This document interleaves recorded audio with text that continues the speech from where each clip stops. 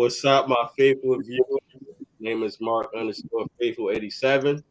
Gather with my family, the faithful huddle. What's up, guys? What up? No. How's everybody doing? Good. Outstanding. We out here. So you got the ice cream, man. Next time, let us know, man, so we can tell you, man. You got to share that. I don't think it travels well. Yeah. Reach it over to the next square. Let's see. That's right. Which way? Oh, there you go. Share it and share it. Don't hide it to bite it. Right. I'm gonna mess around, call us the humble bunch. You know, like the Brady bunch. Yeah, That's right. Yeah. So first and foremost, again, God bless you all. It's been interesting day to day. I'm pretty sure you guys know how interesting it was regarding one of our favorite weapons on the 49ers. I gotta say his name is Deebo Samuel, aka 19 Problems. I'm pretty sure after this whole escalade, he ain't really mean to cause a problem, but He is causing problems. yeah, causing problems.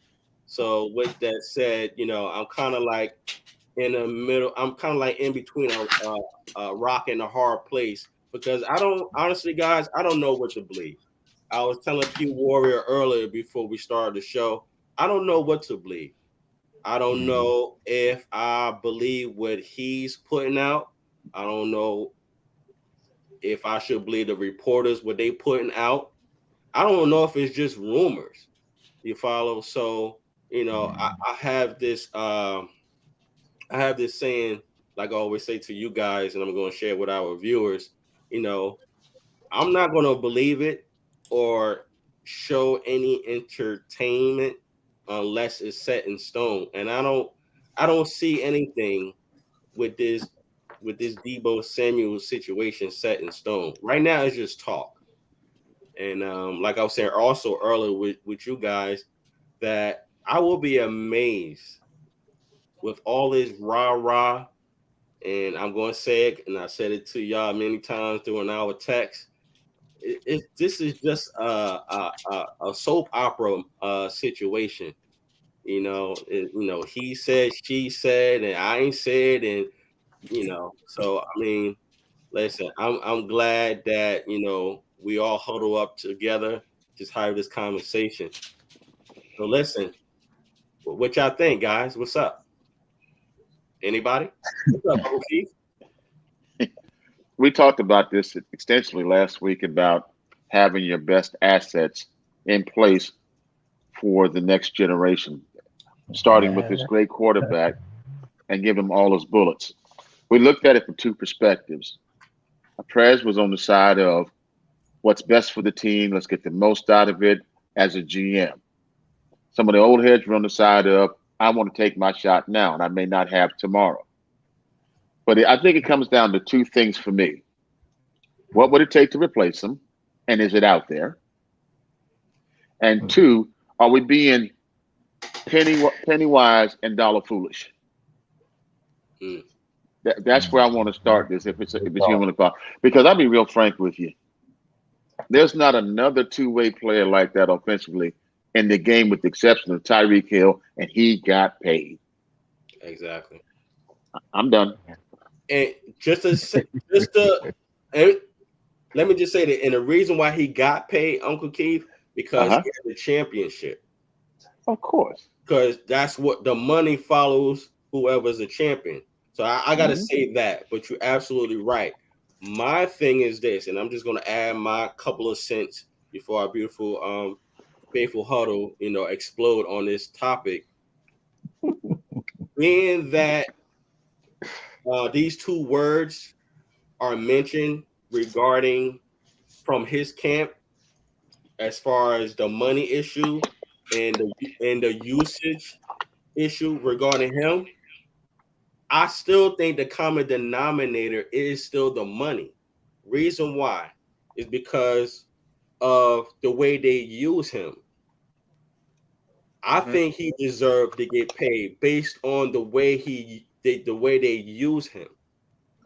And being that he made his own position as a wide back, I believe just based on this last season, I think he earned the right to negotiate a reasonable contract for that position based on his usage.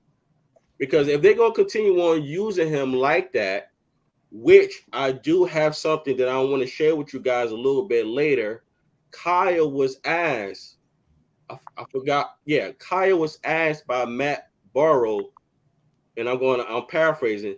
He asked Kyle, "Are you still going to use Deebo the same way?" And he said yes. He said yeah. He said yes first, and then he said his reasons why. And he I would also not. Yeah. right. He also said Deebo understands why. And he also mentioned, and again, I'm paraphrasing, but I'm going to show it. I'm going to show it later. He also said it's going to benefit Deebo. So when you think about it, Kyle, I'm a Kyle guy, man. Kyle said yes that he's going to use him the same way he did this past season, and he mentioned his reasons why. You know what I'm saying? So my thing is this. I mean, I believe that Kyle and Deebo, they know that because they have a great relationship, guys. We know that. There's no quarrel between Deebo and Kyle and John, and also in the locker room. We know there's no issue personally. It's just the business side. Like, okay, if you're gonna use me like this, then listen, my value is worth what I'm asking for, whatever he's asking for. Even though we hear the numbers and we see the numbers on Twitter and on ESPN and stuff like that, but we really don't actually know the numbers. However, I agree as far as negotiate what you can get based on how they use you. That's my take, guys. I think that was well said. I just don't think that it's a usage issue because, as you mentioned, Kyle and Deebo are very close.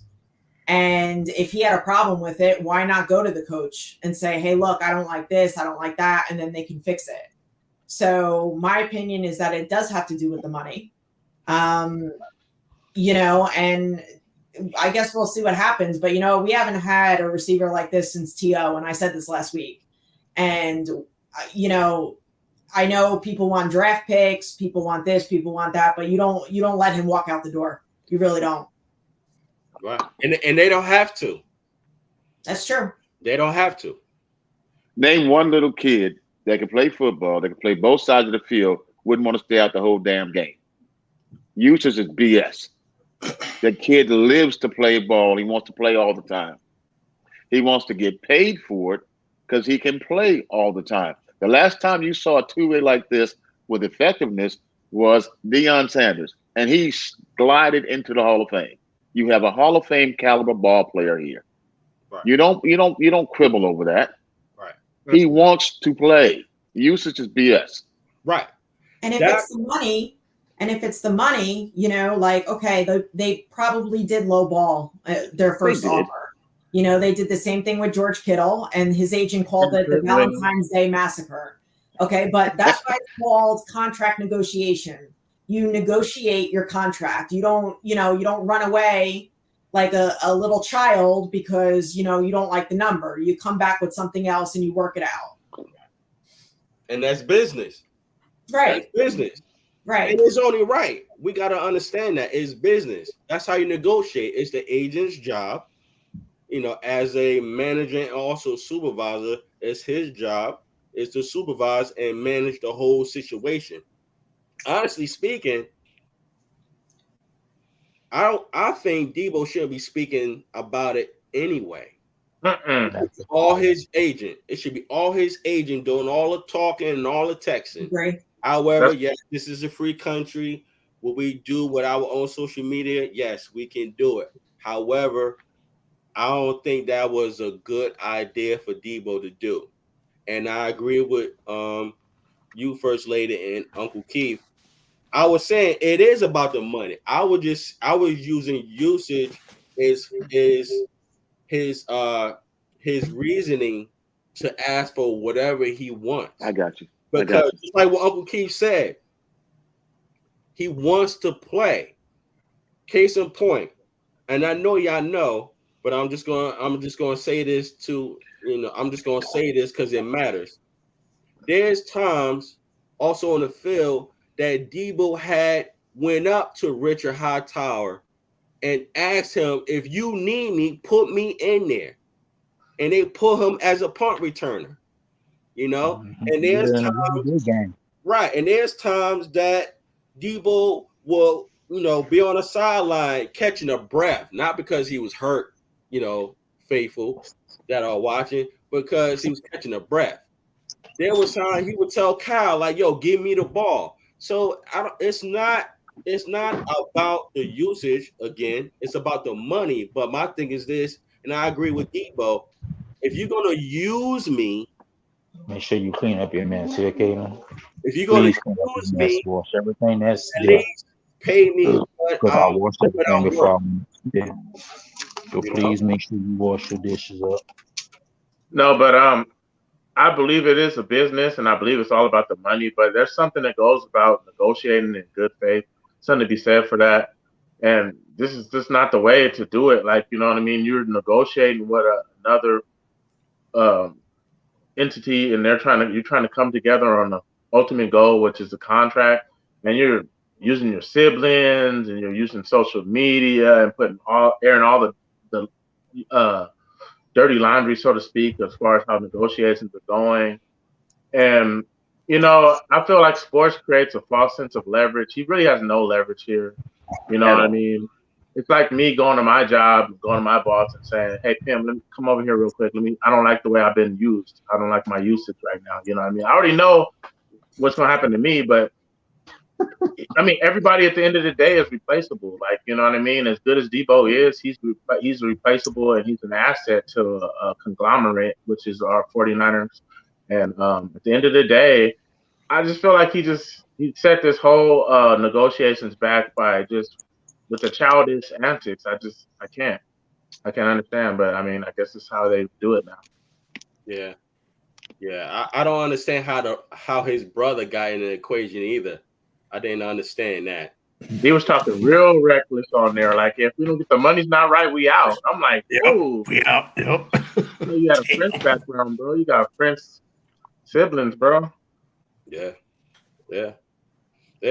49, what's up, 49? What's going on, bro? What's up? So my whole thing is I know Deebo wants to get paid, and he's seeing all his peers getting that big bag, you know what I mean? All across the whole league, they're getting that money. So he's like, man, I'm kind of like a unicorn. I'm doing stuff nobody else is really doing, so you need to pay me, which I can understand that. But I kind of think he's putting himself over the team. I think he's kind of, like Jizzle said, he's just doing it wrong, man. Removing all his 49ers stuff and then tweeting stuff and then deleting stuff, and you know what I mean? It's all over the place, and all this a week before the draft. Interesting. Yeah. So, I mean, I think he deserves to get paid, but there's not one player that's above the whole organization, in my opinion. Right. Yo, I ain't gonna lie. I'll put that on him. I still put that on the agent, guys. I do. Me too. Me too. Agent. We can't leave him out. We can't leave him out, man. P. Ward, my brother, what's up? I'm good. Y'all good tonight? Hey, my dishes are done. I got y'all too. Look, I'm gonna keep my dishes done too. I just went downstairs because I saw you eat that popsicle. I went and got one of my own. I said, make sure you wash your dishes before you come around this kitchen, because I washed everything, right? I ain't mad at you. No, but man, look, to me, and as soon as I saw the Deebo Bandits, I started hitting all of y'all on Twitter, right? And this is why I can't always get on there because y'all know I done had enough of Jimmy. With that man, y'all know me with that. If John Lynch said that they had the finances and the resources for the contract extension for you and for Nick Bosa, then you ain't have to go on social media and do what you're doing. What y'all been saying, this contract negotiation, right? If they know you a unicorn, the wide back position, you didn't made this offense, took it to another level because Kyle is playing positionless football. Why would they want to not give you the money? Yeah, the haggle might be over years in the contract or all the money that you want guaranteed up front. Man, I'm with you. Get all the money you can get up front for what you do on the field. But you didn't have to go to social media, delete your Instagram, because I follow him on Instagram. So when he posts, I ain't even really following the post because I don't want to hear the foolishness. Yeah. Yep. You know what I mean? It's like, it's overkill. That's why I ain't really been on Twitter, because it's overkill. And I just can't deal with it like that. All I want you to do, man, I want you to get your money. And I don't think you're going to get 30 million like Tyreek, and I don't think you can get 30 million like Devontae Adams, because like I was telling Mark before we came on, they have proven it for longer. Mm-hmm. You did it 2 out of the 3 years that you've been in the league. The first year, rookie, you balled. The second year, you got hurt, so you couldn't ball. This year, you balled till you failed. Right. We wouldn't have won games without you. One good year. Right. So you might not get the 30 million, but man, if you're getting 27 to 28, that's still a lot of cash. Jeez. So I mean, you know what I mean? You might not be getting 30, but you're gonna get the starting point. I agree with for him. If y'all ain't giving, if the starting point ain't $25 million, I would want to be traded because I figure I'm worth that. Now the question is, do y'all go to 27, 28? Do you get it as close to Tyreek Hill and Devontae Adams as possible? Nah, man, that's too much. I'm just hypothetically saying if that's what they gonna come to the 49ers organization and say, look, it's about the guarantees, man. You could give him 25, I think, but the guarantees got to be there. It's about how much money. He probably wants 60 mil guaranteed off the rip. So yeah, well, that's what I'm saying. It's gonna be, will they get it as close to that Tyreek Hill or Devontae Adams number in terms of, just per year or whatever, and the guaranteed money. Now I don't know what their guaranteed money was. I know it was probably north of 60 million or whatever it was. Supposedly they already offered him a contract 4 years, 100 million, which is 25 per, but they said the guarantees weren't there. So I don't know. And that's from reliable sources. So Matt Miyoko put that out there too. Yeah. So if they gave him full for 100, 25 a year. So he got at least what 50 to 60, 65 million of that guaranteed. Then that's where the clash gonna come in. That's where the hang-up's at, guarantee you. Yeah. So, and I understand it because you're trying to get all the money you can, because God forbid you get hurt, your career could be over.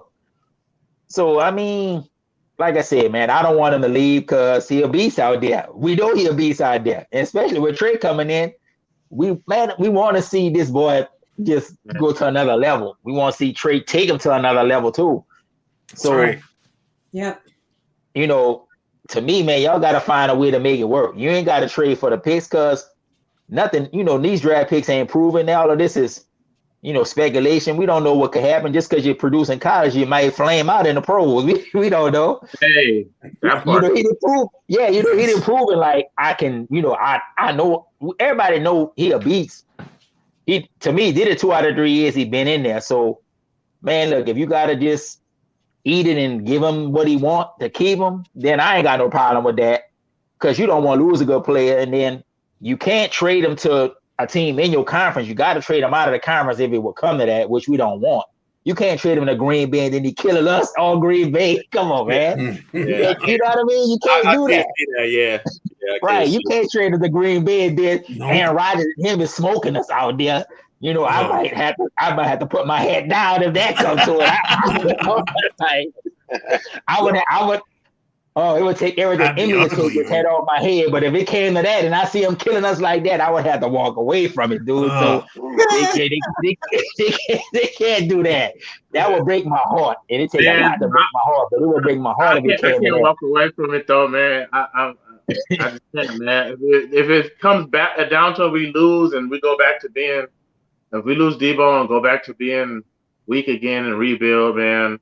That's the thing I'm most fearful of, but that's what I'm saying. I'm going down with the ship like Titanic, though. Regardless, man. I'll go down with the ship too, but there's only so much sinking I like. Just telling you. I feel you. It's just hard, bro. It's just hard. I can't. I just don't want to see that losing no more like that, dude. I just can't deal with it like that. So, come on, man. Y'all got to just eat the money, man. Go ahead and give him what he want. Yeah. And let Kyle do what he do so we could win something, man. We want to win, and just ain't trying to go back to that. Hey, Jizzle, you can read that, bro? Okay, yeah. Jerry Turner.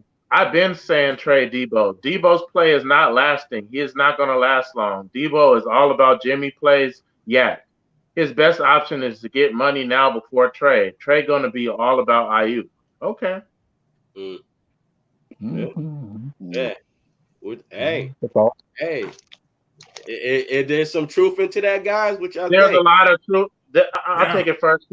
There's a lot of truth into this because, I mean, last year was just like a microcosm for how things could go successful for Deebo in the sense that Jimmy G got hurt. He got hurt his shoulder as well as the thumb. We had to depend more on short-term passes, slants, the jet toss, where he gets credit for, even as a run play, he gets credit as a pass for it. We're running a lot of that.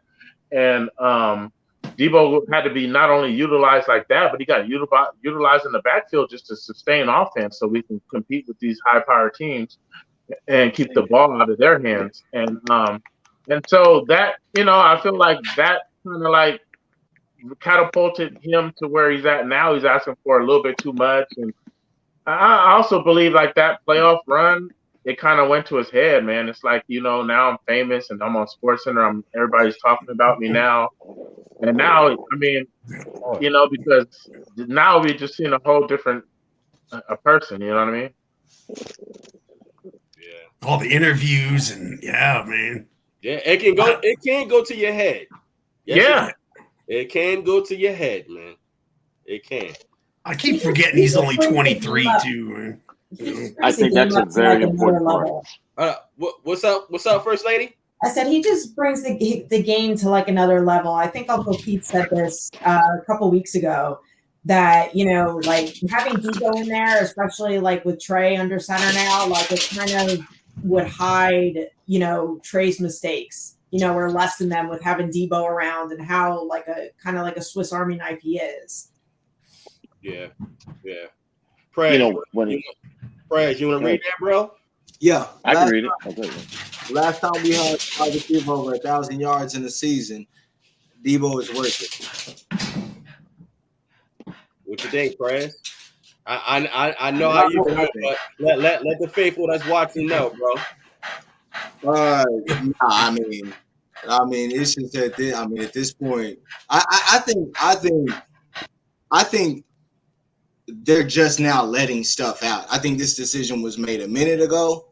I think Deebo's shown it the entire time because his actions now aren't of somebody that's still in contract negotiations. How this is unfolding with his family, all of these things that have happened. Because if you go back to the 6th of April, he had that big text and that big tweet in all messages that just said, "Oh, okay then." And then about a week later, that's right. About a week later, he gets rid of his IG. And then today it's come out that he asked for a trade request a week ago. Yeah. That is supposedly that's when the trade request had all happened. And then you've had his brother say what he said. Right.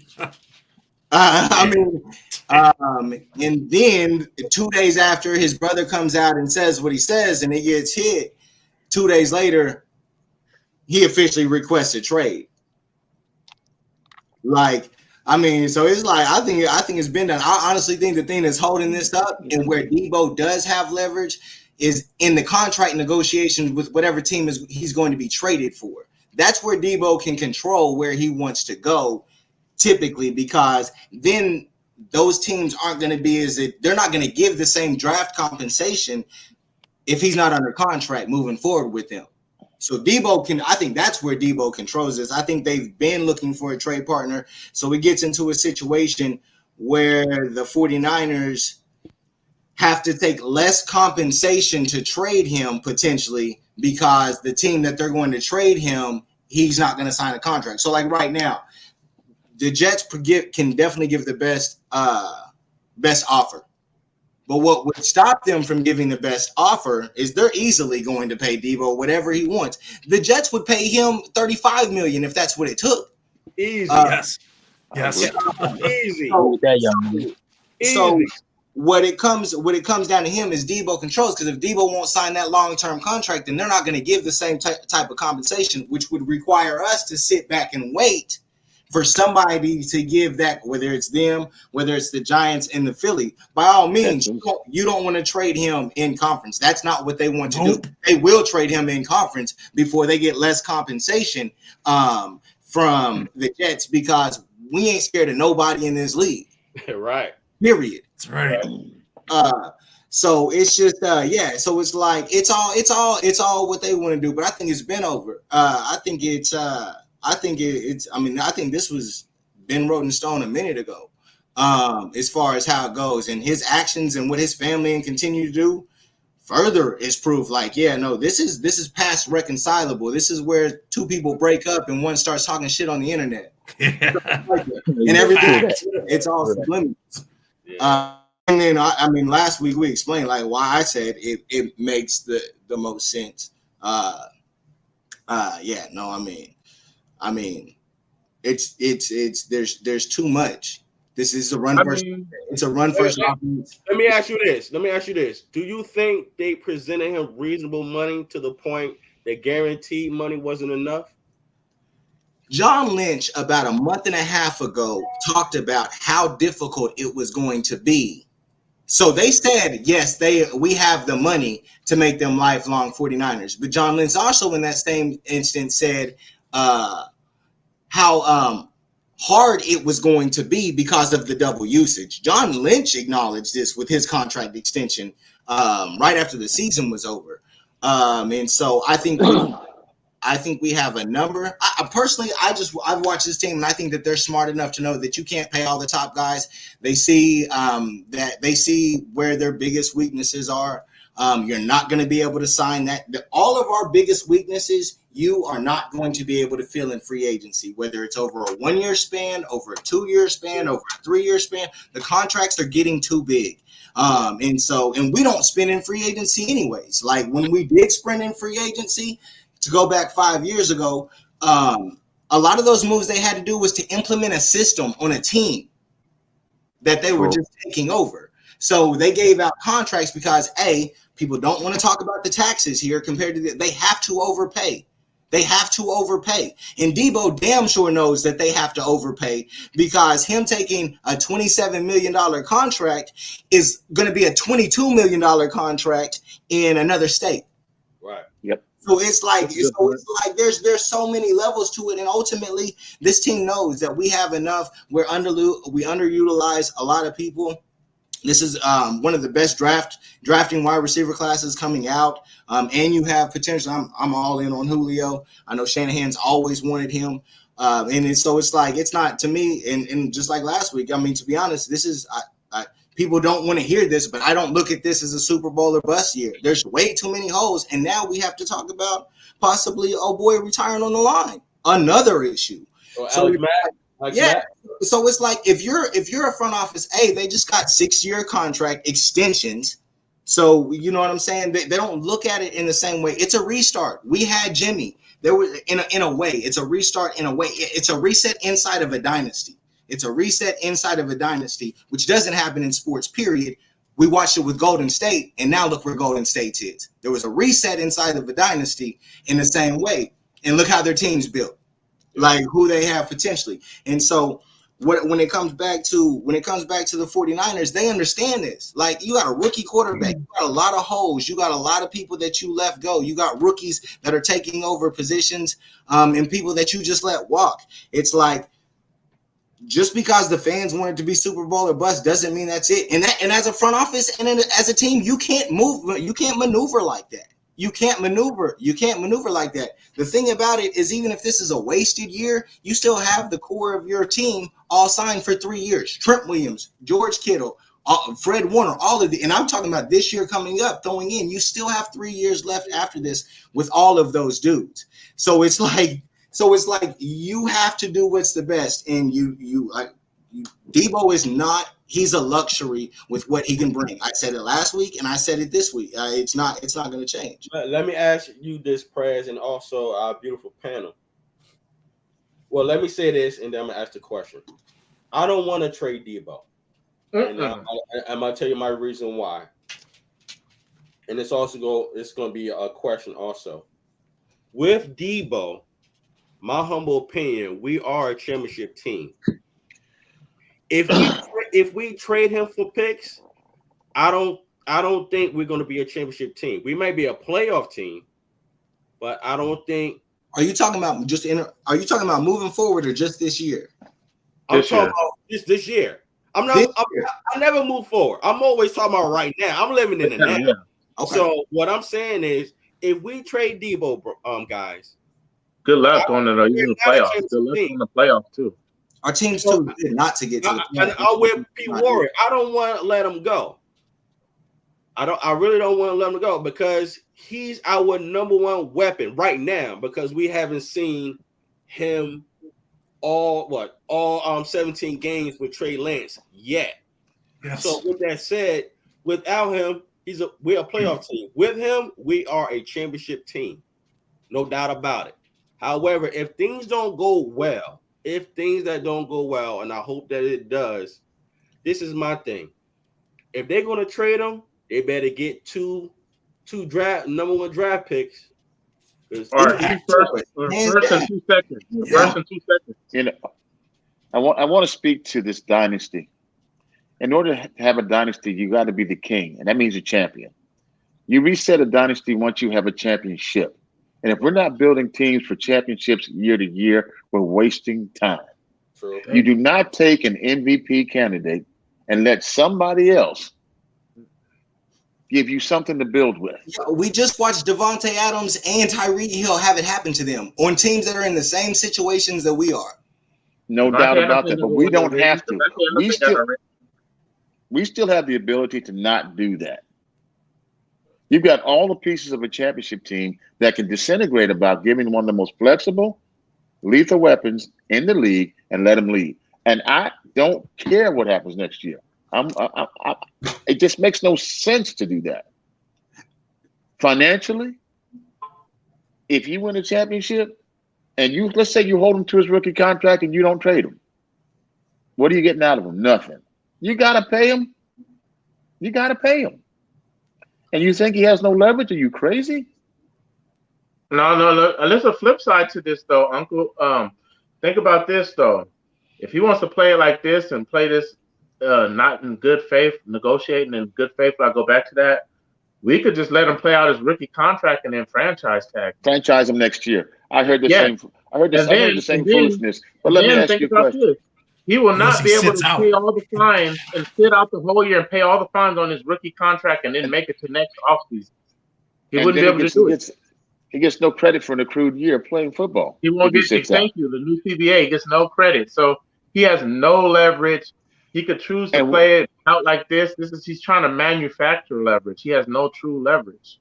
But there's conversations built around assuming that the team is negotiating in good faith also. Good point. And at this point, how do we know? We started this whole conversation saying we don't know any facts. We know conduct. His conduct is less than becoming. He's acting like a 23-year-old kid who's underpaid and overutilized, and we need to recognize that. But how do you shut that down? You get your GM, you get the agent together, like somebody said earlier, and you cut this nonsense out. You're building a championship team. act like a team. Right. There's no way anybody in these would you trade LeBron James? It goes with what Mark's saying. Nobody wants to hear him say this, though. We just want you to do your part. You did your part on the field. We don't need to hear you doing this and through your brother and all this sneak dissing and all this extra stuff.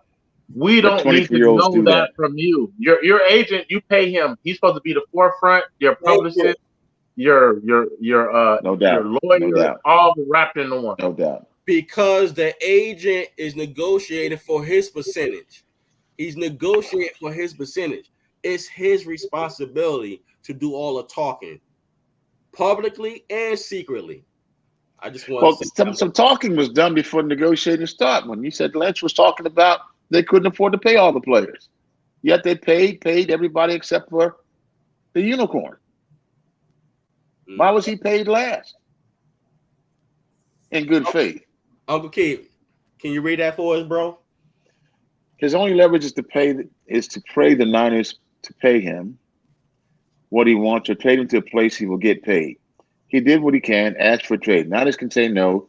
He would have to pay fees if he sat. Pretty much what everybody said earlier. There's a penalty to not playing. You don't leverage by not playing. Yeah.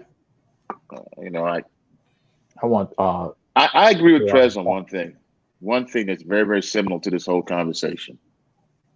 At some point, you have to put your team first, which is what he's been saying for 2 weeks. I agree with that. But I swear, if I had a choice between a boomerang and a grenade, I'd take the grenade. Love that. I'm sorry. I took that back to the military. I just went over here, though. I'm sorry. Love that. I would definitely take it over. I would take a grenade over a boomerang grenade for sure. I mean, because you throw some first round picks out, you never know what's coming back at you. Real quick, you throw that. real quick. Let me tackle this because I think this is a question for me based on what I said. Jerry says, "How are we not a championship team? No trust in Trey Lance and the 49ers' new future." Jerry, I don't know. I don't respectfully and peacefully based on your question. What I said was, I was saying right now with Deebo Samuel, we are a championship team. Right. I was also saying without Deebo, if the 49ers was to trade him, we are not a championship team without him. We are a playoff team, but we are not a championship team. That was my humble opinion based on that. So I just want to tackle that, guys. He may be saying that without Deebo, you don't trust Trey Lance and the 49ers and everything else a bit around without Deebo. Everything else that this team's built for 6 years. Football is a 22 starter league. I don't know any team that when it's not the quarterback, that 21 or 22. I've never seen that in my life. But again, we answered earlier. We were saying right now, this season, we can't think about the future. Well, no, I get that. No, Prez, I'm not coming at you. I'm talking about our brother Jerry. And Jerry, we appreciate your comment and your support and your time. All I'm saying is humbly, without Deebo, we are not a championship team. That's just my humble opinion. That's just my opinion. We haven't seen what IU can do yet with Trey when he's like the only. We've not seen anybody with Trey. We don't know anything with Trey. Well, exactly. We haven't seen Trey, to be honest with you. That's right. So, I'm saying. But we've seen Deebo. Right. Exactly. We've seen that player in an offense that no longer exists for our team. Well said, Prez. No doubt about that. However, quarterback was designed for. We ain't seen Trey Lance, but the last time I seen Trey Lance, he made a game winner to Deebo Samuel for a TD. So I don't know. I want to see how that plays out, bro. Like I don't know about you. That looks cool to me. Like he rolled out that pocket and like, I got something, and Jimmy G would have had it. He did the same thing in preseason with Trent Sherfield. I'm not going to discount that. I know he can throw dimes to other people. What I'm saying is Deebo's a special talent, and like I already said, I wouldn't let him get out the building. And it's not about what you want. You're under a contract. Like I said earlier, if I went to my boss and said I don't like the way I'm utilized, I know my final destination is going to be on that, right?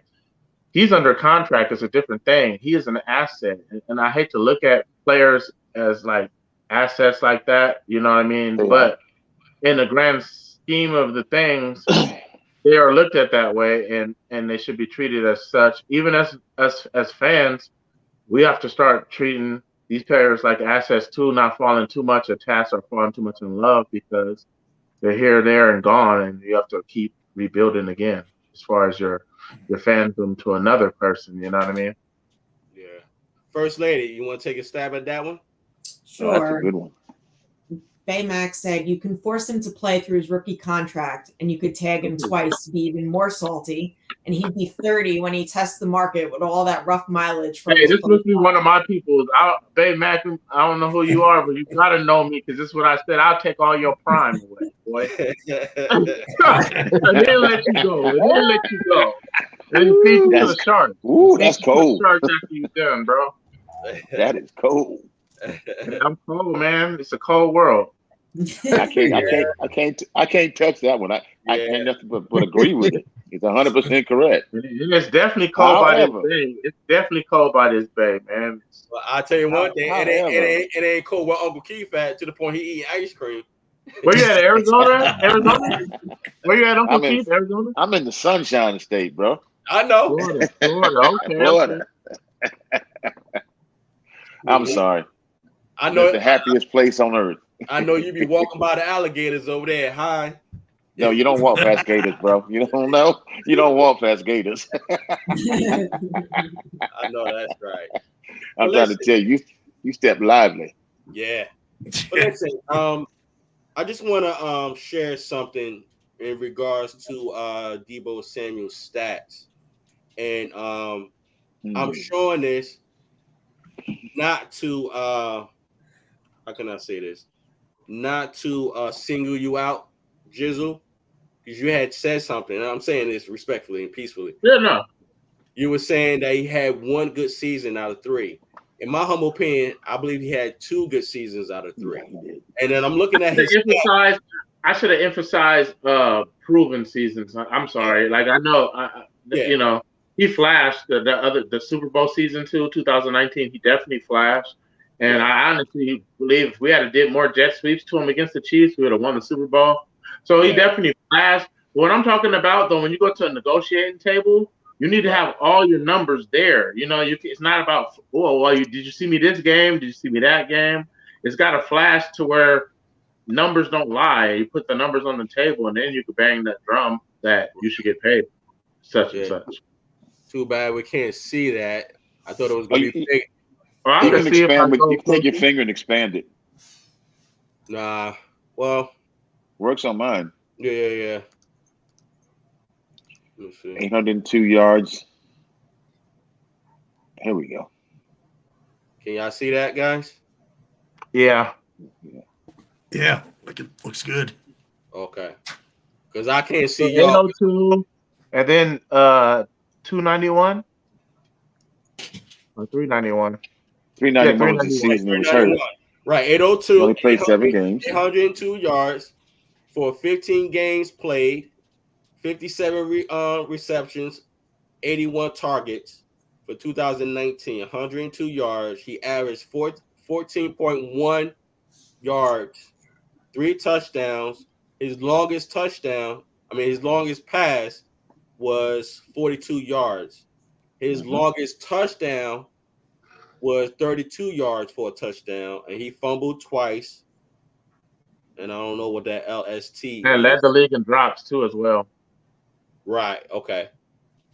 So we already know about 2020. He played 7 games because he had his hamstring issue, and he had 33 receptions out of 44 targets, 391 yards.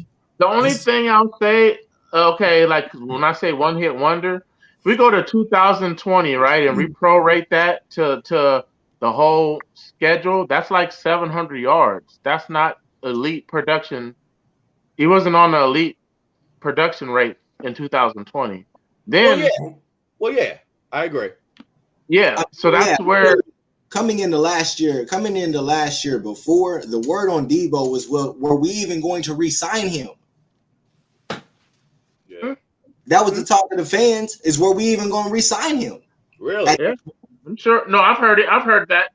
Prez is right. I've heard that. I never heard. I'm not saying the front office said that. I'm saying how the fans talk, how we all talked about Deebo was that the word was we didn't even know if he was going worth signing. From that standpoint, going into what Jizzle was saying, that year 3, you know what I'm saying? He had a lot to prove, and staying healthy was half of it. Right. Let me tell you guys this. Some of you guys don't know about me. I play big time fantasy leagues, fantasy football, but I play all different sports. And I play high stake leagues. And going into my last high stakes league before this last football season, everybody drafted Ayuk over Deebo. And this is Ayuk coming in as a rookie. He was way seen higher. He was like, the stuff he did at Arizona State and like how his speed was. He was like the missing piece to the offense. And he's still probably going to be all that. But, these are the expectations we put on rookies. And this is where the value was set at, at that time. You know what I mean? And everybody's got recency bias and everybody's looking for the next big thing, of course. And Deebo had got passed over. Like, I mean, I'm kicking myself for not having took him. You know what I mean? And I ended up drafting Ayuk, so it sucks. You know what I mean? But yeah, yeah. But that's what the value was. He was way higher, and I would have been going out on a limb, especially not knowing. I expected Trey Lance to start as well too, and so I looked at Trey Lance's skill set, and I was like, he gonna go to that deep ball guy, you know what I mean? If he ever got his chance, so that's where Deebo's value was at the beginning of the season, and I look at it from all different points of view. It's scary paying a guy after 1 year, a good year, great year, but this is the cost of doing business. And one last thing I want to say is like the Niners. They keep playing and lowballing guys, and the word's starting to get out. Like even people probably have been in Deebo's ear, like Kittle and Trent Williams and other guys that just kept getting lowballed that almost left us. And then you could even go to DeForest Buckner, who ended up leaving us. I just don't think it's sustainable for the Niners to keep going about lowballing guys to the extent that they are, while other teams are paying guys. You know what I mean? And I just don't know. I hope I'm wrong on that though. Last 3 Super Bowls have proved that very thing. People got paid to play to win right now. Right now, yes. Right. That's right. Yeah. Period. But with that theory, yes. 2 of those champions are because we lost. And with that theory, you underpaid then, you are trying to underpay now, and you will lose again. Who did they lose? They've never lost anyone. There's not been one. They didn't win a championship. No, you're talking about losing the championship. Yeah. You just said the same. It's because we lost is the reason they won, of course. Yeah, so that's I mean that makes my case. So what I'm saying is we're the team that they're beating. There's this theory. There's this theory that our team isn't the one that lost 2 10-point leads in the fourth quarter, like in 7 minutes in both of those teams. So when we talk about our team and the makeup and the build-up, what I'm saying is to those teams that are getting credit for winning Super Bowls, we choked them away. A run-first team with a limited quarterback with all of these things. It's not like we weren't the ones in that mix. Is my point. We were. They are who we thought they were. Exactly. We are. Exactly. We had them. We let them off the hook. At the end of the day, second place is the first loser. Seriously, and as backwards as we may try to back into this, at the end of the day, in order to have a dynasty, you must be the king. We've been the crown prince, we've been the court jester, but we are not the king without winning a ship. Before Walsh took into his dynasty, where did his teams finish? In the playoffs. Champion. Back in the playoffs, and then they were champions. So Shanahan's doing exactly what Walsh did. What did Walsh have? A non-salary cap, so he didn't have to they didn't have to form a team together in the same fashion that Parag in this front office does. It's not what kind of players did Walsh have? It's not the same. That's a good point, Prez. Good point. Came up with a good point. You saved it. But didn't Walsh have Hall of Famers? Yeah. Didn't he have some seminal, potentially singular talent that could not be repeated or touched? Did he not have the greatest receiver in the history of the game? So don't you have the best tight end in the game, the best left tackle in the game? We have right now Deebo, the best wide receiver in the game, one of the best middle linebackers in the game, the best. Which is what this whole conversation is about: keeping the best wide receiver. Huh? I want to trade Deebo because we've been there twice with Deebo and it didn't work out. Oh Lord! And then you also said we weren't throwing him the ball. First lady. He gave it those 10-point games. No, he got the ball. He's the only reason. He's the only person that got the ball, and that's when we got in both of those games and we lost. Okay, I got you. Right, check it out. First lady. And I'm going to ask our whole panel. First, our first lady. First lady. Is Deebo's trade request fixable or unfixable? It's fixable. Fixable, right? Yeah, it's fixable. Okay. Because you know what? Raheem Mostert did the same thing. Yes. He requested a trade. And he came back. Yeah, it's fixable. I mean, you know what? Like what Jizzle said, like all this stuff that's with the social media and everything. I mean, is it the way to handle it? No, but he did it. But yeah, it's fixable. Okay. Jizzle, what's up, bro? I think it's very fixable, man. Like, to be honest with you, I think, like you said, it's all about the money and the guaranteed. And, like, it just goes back to what I'm saying. I do believe that the Niners did lowball him.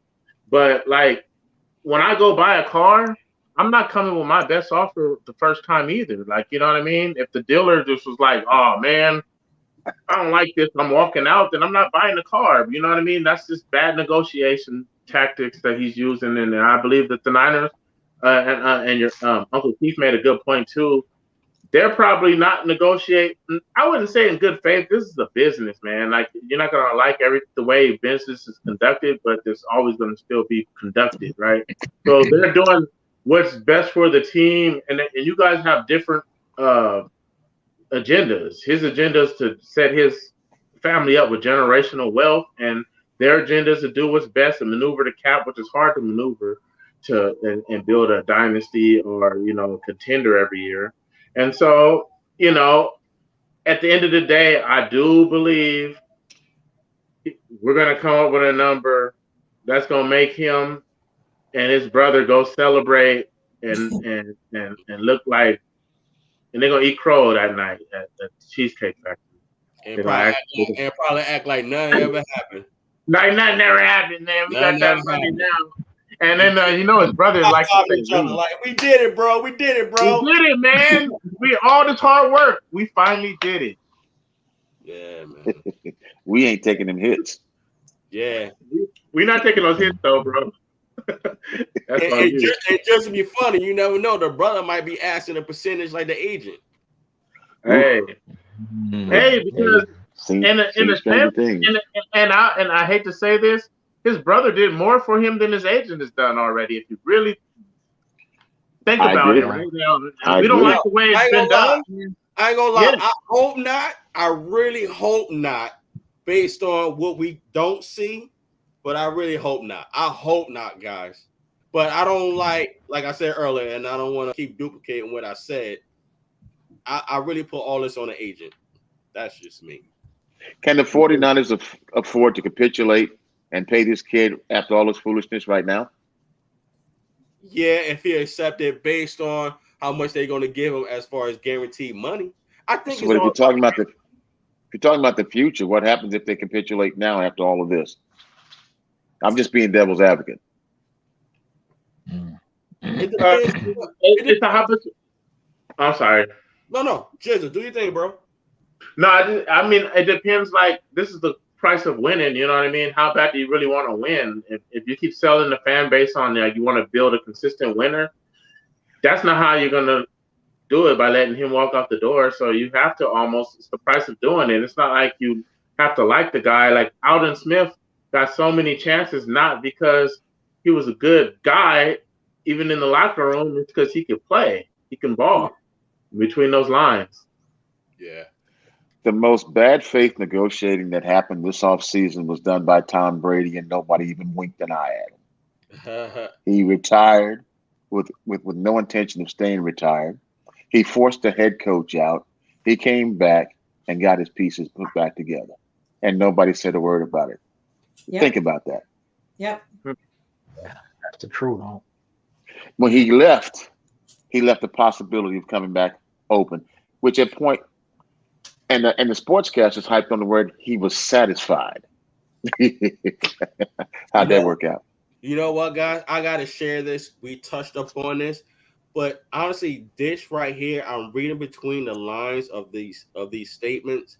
This will also gives me hope that Deebo is not going anywhere. And I mentioned this earlier that I said I was going to show it later, but I got to show it right now. I just want to share it with you.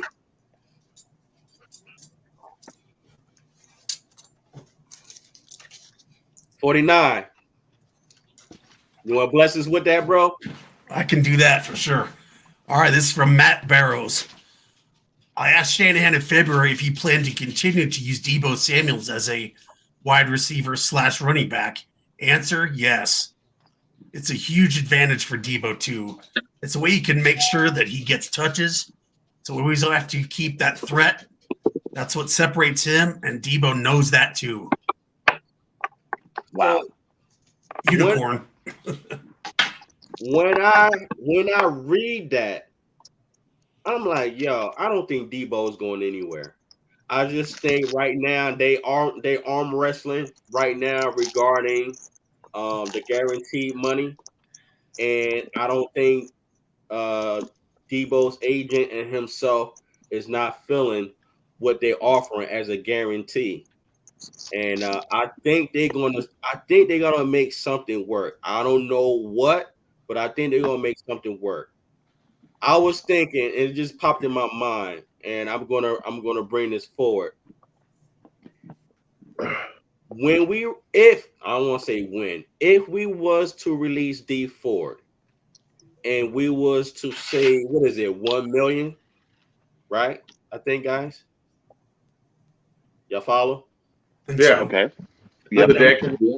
I think we say like 1 million. Do y'all think a little bit of that money could be emerged into Deebo's contract as far as within a guarantee? They can find the money if they want it. I think it's really about, and this is another thing where I said Deebo's side is they're like just in bad faith. Is typically all the Niners deals, the Kittle, the Warner deal, Trent Williams deals got done closer to training camp around June. And that's typically when they do their business, and now they have this Jimmy G thing going on where they want to see how the market plays out. In a perfect world, they didn't want to have to like be forced into a position like Deebo's forcing them into before the draft. They want to let the draft play out, see if they get a taker or a market for Jimmy G to get his money off the books. But Deebo's just like kind of like playing full court press. He's pretty much the way he attacks angles on a linebacker and a safety is the same way he's attacking these in negotiations and forcing their hand. And, it is what it is. Hope it works out for Deebo and the Niners. Got you. P Warrior. Yeah. I got to ask you that question, bro. Is Deebo's trade request fixable or unfixable? Well, I mean, anything could be fixed if both people want it to be fixed. If he would be willing to, not saying capitulate to what they would want and vice versa. So, I mean, they're going to have to mutually agree that it's going to be the contract length for the years for the right money and everything. And obviously, we know it ain't fixed right now because they ain't seeing eye to eye on, what will be best. 49ers got a price, he got a price, and they ain't meeting in the middle. But I wanted to kind of just come from a different angle that I have been thinking on with the whole situation with him and with even and I don't want him to be traded. I want him to stay. I figure, man, look, y'all just go ahead and give him what he want, keep him there, because you can't, man. You can't. If your philosophy is you drafting players and developing them and turning them to stars and rewarding the stars, then you got to reward the dude for what he didn't done. You drafted him, you developed him, he became this great player. You got to give him what he do, and you can see what he can do. Right. Right, and then what he can do. Right. Yeah, exactly. And if your philosophy is not to do what the Rams is doing, which is trading picks for stars and paying stars, and we know they won a Super Bowl, if that's not going to be your philosophy, then if this is your philosophy, then okay, you got to pay him. You drafted him because you saw the potential. He have come into your system and have become that, then you got to pay him. But I want to come from another angle in terms of quantity versus quality as it relates to trading him. Because if you trade him, you're going to get a lot of good draft picks and probably high draft picks. So we know Shanahan have evolved his offense to positionless football. But when he was in Atlanta, we saw a conventional offense that still was one of the best offenses in the league. And so I'm thinking, okay, if you trade him, which I don't want him to be traded, and you get picks, you can draft good players and fit them into Shanahan's system, and the offense can still, be, high flying and, so on and so forth. So it's like you got the quality of Deebo versus the quantity of the draft choices. Now, Perez, you said we got holes here, we got holes there. If we trade them, we get these picks, we can kind of fill some holes through the draft to offset the lack of the cap space, so on and so forth. So it makes sense in that way if you do it that way. But I got to agree with Aunt. Man, when you get one of these once in a generational type players who can, take your team to a championship and knock mouthpieces out. And also that can knock mouthpieces out. Yeah, you know what I mean? It's like, yeah, exactly. So who to say we're going to find picks that can knock mouthpieces out? I just had to put that. And that's the point. And that's the point I'm trying to make. It's like, it's the quality of what Deebo brings versus the quantity if we let him go trying to fill the holes. Exactly. You give up this once in a generational talent to get the draft choices, which it's a 50-50 shot that they could pan out and become productive players and produce, and we don't miss a beat.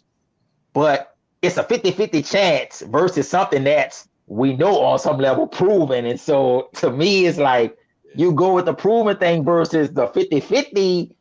And like I said, if your philosophy is we're going to draft and develop and these guys turn into stars, then you pay the stars. Okay, now you're not going to be able to pay all of them, but the salary cap is supposed to go up every year exponentially. So if that's the case in the coming years, you should be able to pay Deebo, you should be able to pay Nick Bosa, you should be able to pay all of these guys that you're drafting and developing and they're turning into stars. Because they're not doing what the Rams doing. They ain't trading for this one, they ain't trading for that one. They not trading and paying and winning. So if y'all not gonna do what the Rams have done, which, I'm a patient guy, but it's been a long time since I saw him hoist a trophy. I would like to see it before I'm 50. I'm just saying. Yeah. It would be nice. God willing, I'm about to be 48, so it would be nice by the time God willing I'm 50, we could have a Trey Lance holding up the trophy, right? If you're not gonna do what the Rams is doing, then you gotta pay the man. He done produced, he done did all of this stuff. So if they trade him, I wouldn't be happy.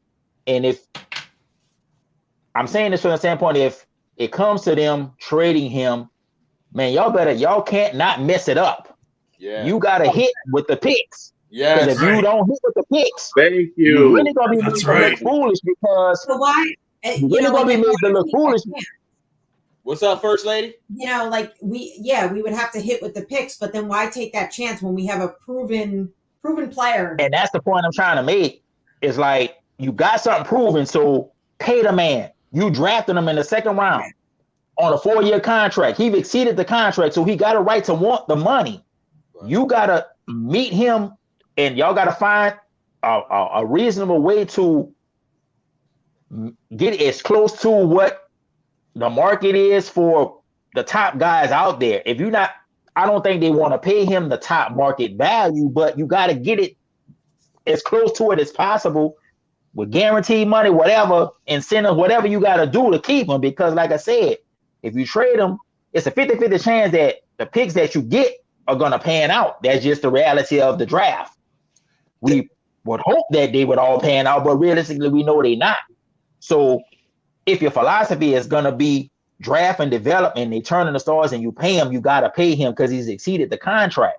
Now, the way he's handled it, we know he's young. He, didn't handle it right, but he got a legitimate argument to say, man, look, I was a second round pick. 2 of my 3 years, I've balled and I've made the plays. I've done what I needed to do. Really, let's say he don't get hurt, he probably would have had 3 straight years of producing. So he really would have even a more argument to say, look, I'm going into my 4th year on a second round draft pick contract. I've exceeded all of the expectations. I'm deserving of being paid one of the top players, and I'm playing running back for you too. So I'm just saying, pay the man, give him his money, keep him there, because we on the verge of winning the thing. We got the quarterback we finally been wanting. We can't not stunt his growth by taking away a weapon. We don't want him to go to Green Bay and none of these other places. So, man, look, y'all got to find a way to give the man his cash. Give him his dough. And, that's just me. You got to keep him, man. You got to keep him. AP Warrior, and keeping what you just said, drafting a player and developing him, we just did that with Deebo. You drafted him, you developed him. Now, why give him away to somebody else? You keep repeating that pattern. You keep repeating that pattern. Then what good is a first-round pick if you're just going to underpay him in 3 years? Exactly. And if ever you're going to pay somebody, you pay a one-in-a-generational talent like Deebo. Exactly. And my question to anybody on this panel that wants to answer it is, who is more valuable on that team on a day-to-day basis than Deebo? Only Bosa. Trent Williams, George Kittle. And Trent Williams, okay. George Kittle, no. Absolutely. George Kittle doesn't even. I mean, George Kittle every year he plays half the season or something. I mean, he can't be on the list because he's had. You know what I mean? He's just been. You don't know when you can count on him. You know what I mean? And he's a great player when he's out there, but just. And with Bosa still needs help on the other side to be effective on the side he's on. What does Deebo need? Give me the ball. Right. Yeah. And that's what I'm saying. If you trade Deebo and you get these picks, now you could, let's just hypothetical for a second. Let's say they trade him to the Jets, which for him would be his best move. Don't say that. You're going under solid, you're going to Mike McDaniel, you're going into the same offense that you know, so you would produce. You're going to be the man and you're going to get all the coverage and everything, but that's here nor there. Let's just say they trade him to the Jets and they get that first round. I know the Jets got 2 first-round picks. One is top 5. One is, I think, they both in the top 10 or whatever. 4 and 10. So you're going to get. So and that's what I'm saying. This is the quantity versus the quality. Right. You could trade him and get the picks. Now you could go get your edge rusher to go with Bosa, but like On just said, you're gonna draft a first-round pick edge rusher. He turned into a beast because Bosa's on the other side getting the double teams. He becomes something. You still gonna have to pay him. You're gonna let him walk out the door. That's what I'm saying. If y'all philosophy is not the Rams philosophy, where we gonna trade picks to get stars to win Super Bowl. But the Rams philosophy is that they don't draft anybody. They don't. So what they do is they have their players that were cornerstone players that they paid. Then they brung in Jalen Ramsey. Everyone else they let walk. They sign free agents that are in the latter portion of their career or at the end of their prime that haven't won rings and are willing to take less money. And that's who comes to the Rams. It's the best players that come there because of the culture. It's so on the flip side, we draft all our players and you pay them top contracts. The Rams do not do that. And that's the reason that it's the difference. There's complete differences in those philosophies. Yeah. They're not the same. in this notion that the Rams don't pay anybody big money. They don't have anybody except their main Cup still is unpaid, is lowest paid. Aaron Donald, Ramsey got a big contract. Ramsey's the only one because even Aaron Donald took less money than he had to when he signed his last deal. And so it's like it's not the same. The Rams don't have salary cap issues because people take less money to come there. But let me ask you this, Chris. Like, if we keep doing this and say we set precedence of not paying Deebo, aren't we being a little bit of Ponzi schemish, kind of going on what P. Warrior just said? Like, we're eventually going to have to pay a guy, but we keep drafting these guys. And then, let's trade them for another asset to defer having to pay him. It's basically like the Ponzi scheme person is, he's paying another person with another person's money to defer having to do what he has to do at the beginning. In the end of the day, is pay the person, right? But we all are people. There's not been one single person that they let go out of this locker room that they didn't want to let go out of this locker room. Everybody. Buckner, you think the locker room wanted to lose Buckner? Huh? It doesn't matter what they want. This is a profession, bro. I feel you. Everybody's replaceable. Like this. That's not the reality of this. I get that. But they really didn't get nothing out of trading Buckner because Kinlaw so far it really hasn't turned out to be anything. I'm just saying for them, like who knows if we had won another Super Bowl. Who will be able to re-sign that therefore went to we were able to sign Jimmy Ward and Hart that year. Yeah, we were able to sign a couple guys that were critical. Yeah. I agree. On top of getting Ayuk and Kinlaw. Like there's way more to that. That's not a tit for tat, one for one. But I was wanted to say Bosa, and that was his rookie year when he got to play with Buckner, and everything was rolling. I mean, the guy was as a rookie, but he was unblockable, and it's like we're still yet to replicate that line again. How is he not better now? Here's the thing about Bosa. He's better, but he's not getting shown. No, here's what I'm saying. With Bosa, he did what he did his rookie year with D Ford on the other side. Right. Man had an ACL injury, dog, and just put up 15 and a half sacks, bro. That's unheard of. I agree. That's unheard of. Right. Without somebody I'm talking about the help. I'm talking about the help on the line. That's what I'm getting at. Without somebody on the other side. That's with the D Ford there. So now you get that speed rusher and you put 80%, 85 of D Ford on the opposite side of Bosa. So, Prez, let me ask you this, and I'm going to go to 49 regarding our topic. Prez, let me ask you this, bro. And I agree with you, man, on this regarding defensive end. Okay, we get a defensive end. Are you looking for that defensive end to start on the other side while we got Samson? Like we said, because me and you had this message. I think this was a text message. Nah, bro. And he's no, it was at the end of the show when everybody had hopped off last week. Nah, the man's probably only going to come down on third down. Like that's the reality. That's the reality of that. But it's like when we talk about I'm not talking about one pick. I'm gonna go back to it, but this is what I have to say with that. Go ahead, my bad. No. I was just gonna say, and pardon me, please keep your thought there. I don't want you to lose it. That's why we got Aminu. That's why we got Willis for that third down. But they were all there last year, bro. They were all there last year and didn't get it done. I know, but they are the backups for Ibukum. I'm not big on Ebukam, bro. And there's a reason those other dudes flourished is because Ebukam wasn't. But he's not going anywhere though, guys. This is last year. I know, but I'm saying this season he's not going anywhere. We got we don't have a speed rusher. None of those dudes are speed rushers. None of those dudes present what D Ford presents. They're power rushers. Those are technical rushers. So though it's not the same. It's not the same because it's a completely different type of player. But this ties into my next point. It's like it's not about one pick. It's just like the Buckner situation, in my opinion. It's not cut and dry in that facet. That's one pick. We talked about what it took for us to go from 12 to 4. Like, so imagine us trading back 4 to 9. Right. And then trading back 11 to 16 or 11 to 15, or maybe even you're literally talking about in a team that just gave up their future the year before can get it all back. There's a lot that goes into that on top of the salary cap space. Now, where Deebo's not hurting us from the salary cap. Bosa's the one that's knocking. Bosa's probably like a $13 million cap hit right now because he's in the last year, or he's coming in his. I think it's like 11 million. Deebo's is only 4.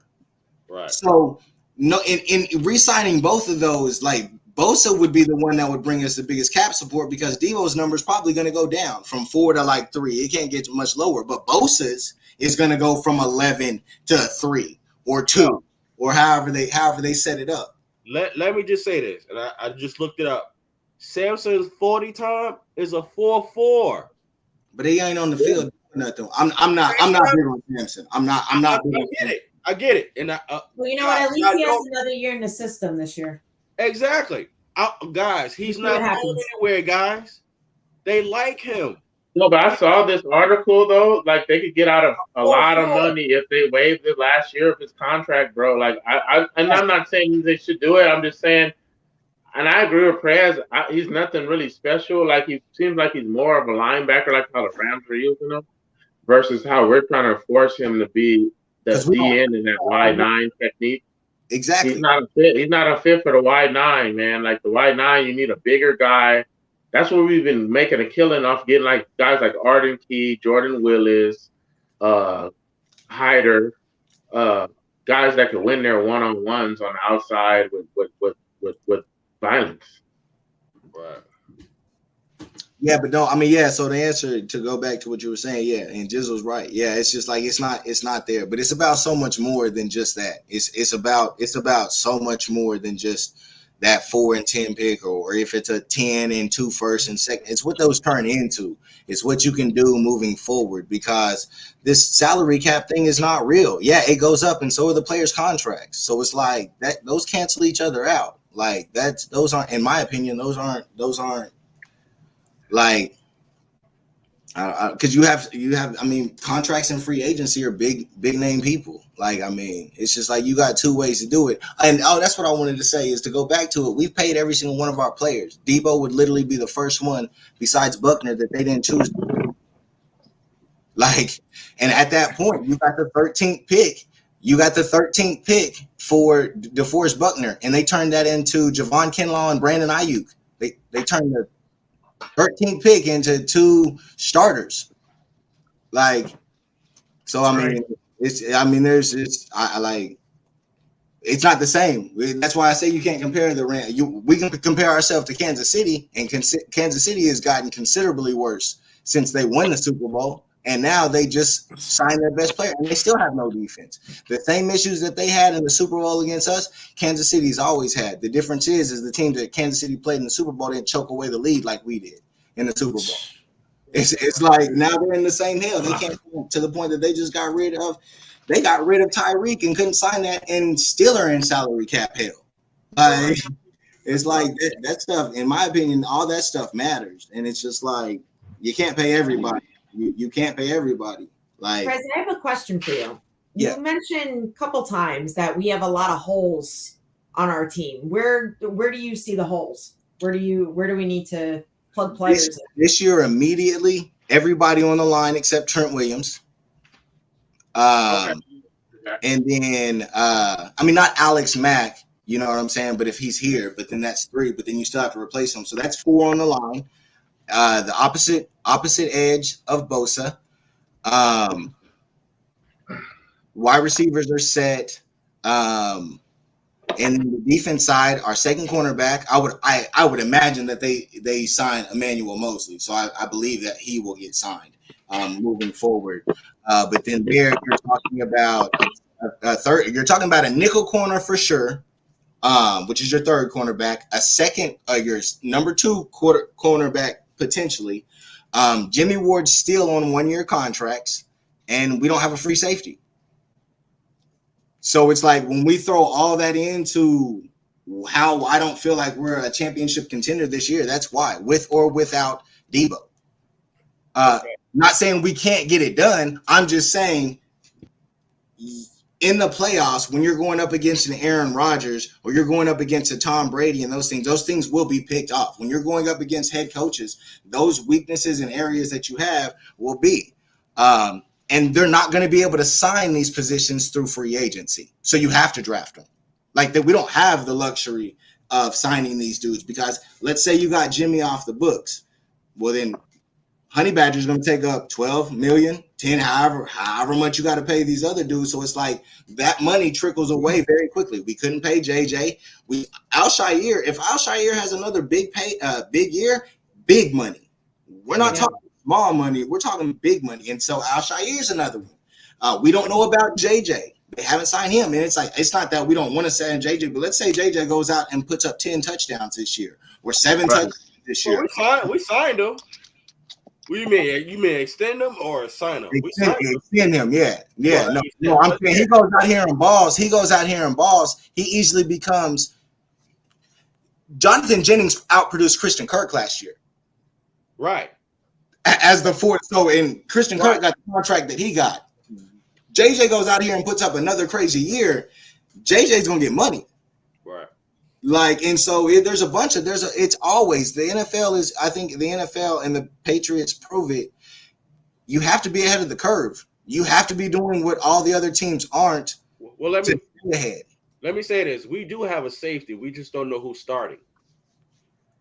No. We don't know if we have the answer. We don't know if you have the answer.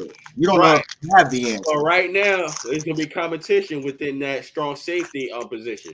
We have a safety. Well, we have options for that position. We just don't know who's going to start. I mean, we got options everywhere for sure, but that's still a major question. Is all. The dude. All I'm saying is the dude that's on the roster right now. That's the answer. May not be on the roster right now. Who's this? In a lot of positions, in the positions he's asking me about, like all of the positions where I named weakness. Okay. Yeah. The funny thing is we talk about the Bill Walsh era versus now, and that they didn't have a salary cap, and now we do. But Bill Walsh has the line of thinking, kind of like how you have, Prez, where his philosophy was he'd rather get rid of a player a year too early than a year too late. What do you think? I agree. So that's transcendent. That's a transcendent philosophy, so to speak. You know what I mean? Where, like if I was to play devil's advocate, opposite of what I think, because you guys know how I feel about the Deebo situation. But say, what if he starts getting hurt the way we use him and the usage, and then like he never has another? It's guaranteed he gets hurt. That's the other side. Yeah, I know that's devil's advocate. Yeah. I don't know. About that, guys. No, I know. But I won't say devil's advocate. It's a possibility, but it's not guaranteed. But respectfully. No. Yeah, devil's advocate. That's why I say I play devil's advocate to present the other side. Yeah.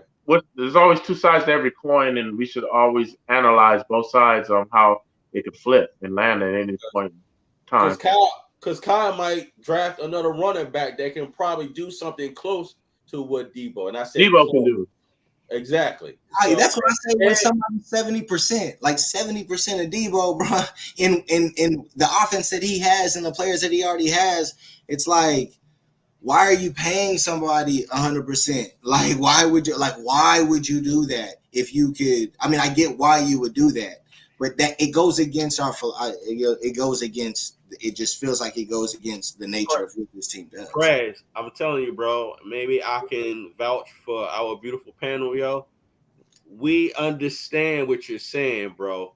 Right now, being that you're the youngest out of all of us, and we haven't seen the chip since 94, we want to win right now. So, But if you were in the front office, I get that, bro. But if you were in the front office, that couldn't be your mentality. So when we judge this team off of it would be, because I'll get fired the next day if it don't go down. It really would be. That would be my mentality even more if I was the GM. I'm not getting fired. I'm not getting fired for you guys to play Madden out there, bro. I'm telling you right now, what I do, I'll franchise Deebo. And I tell you, I'm gonna get them 3 years out your prime, whether you like it or not, bro. You don't have to like me, bro. I feel you on that, but they're not gonna do that.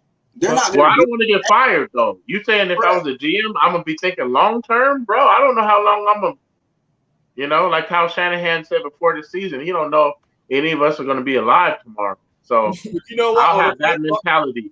I had that mentality. I feel you. On a funny side, yo, let's keep in mind, Prez.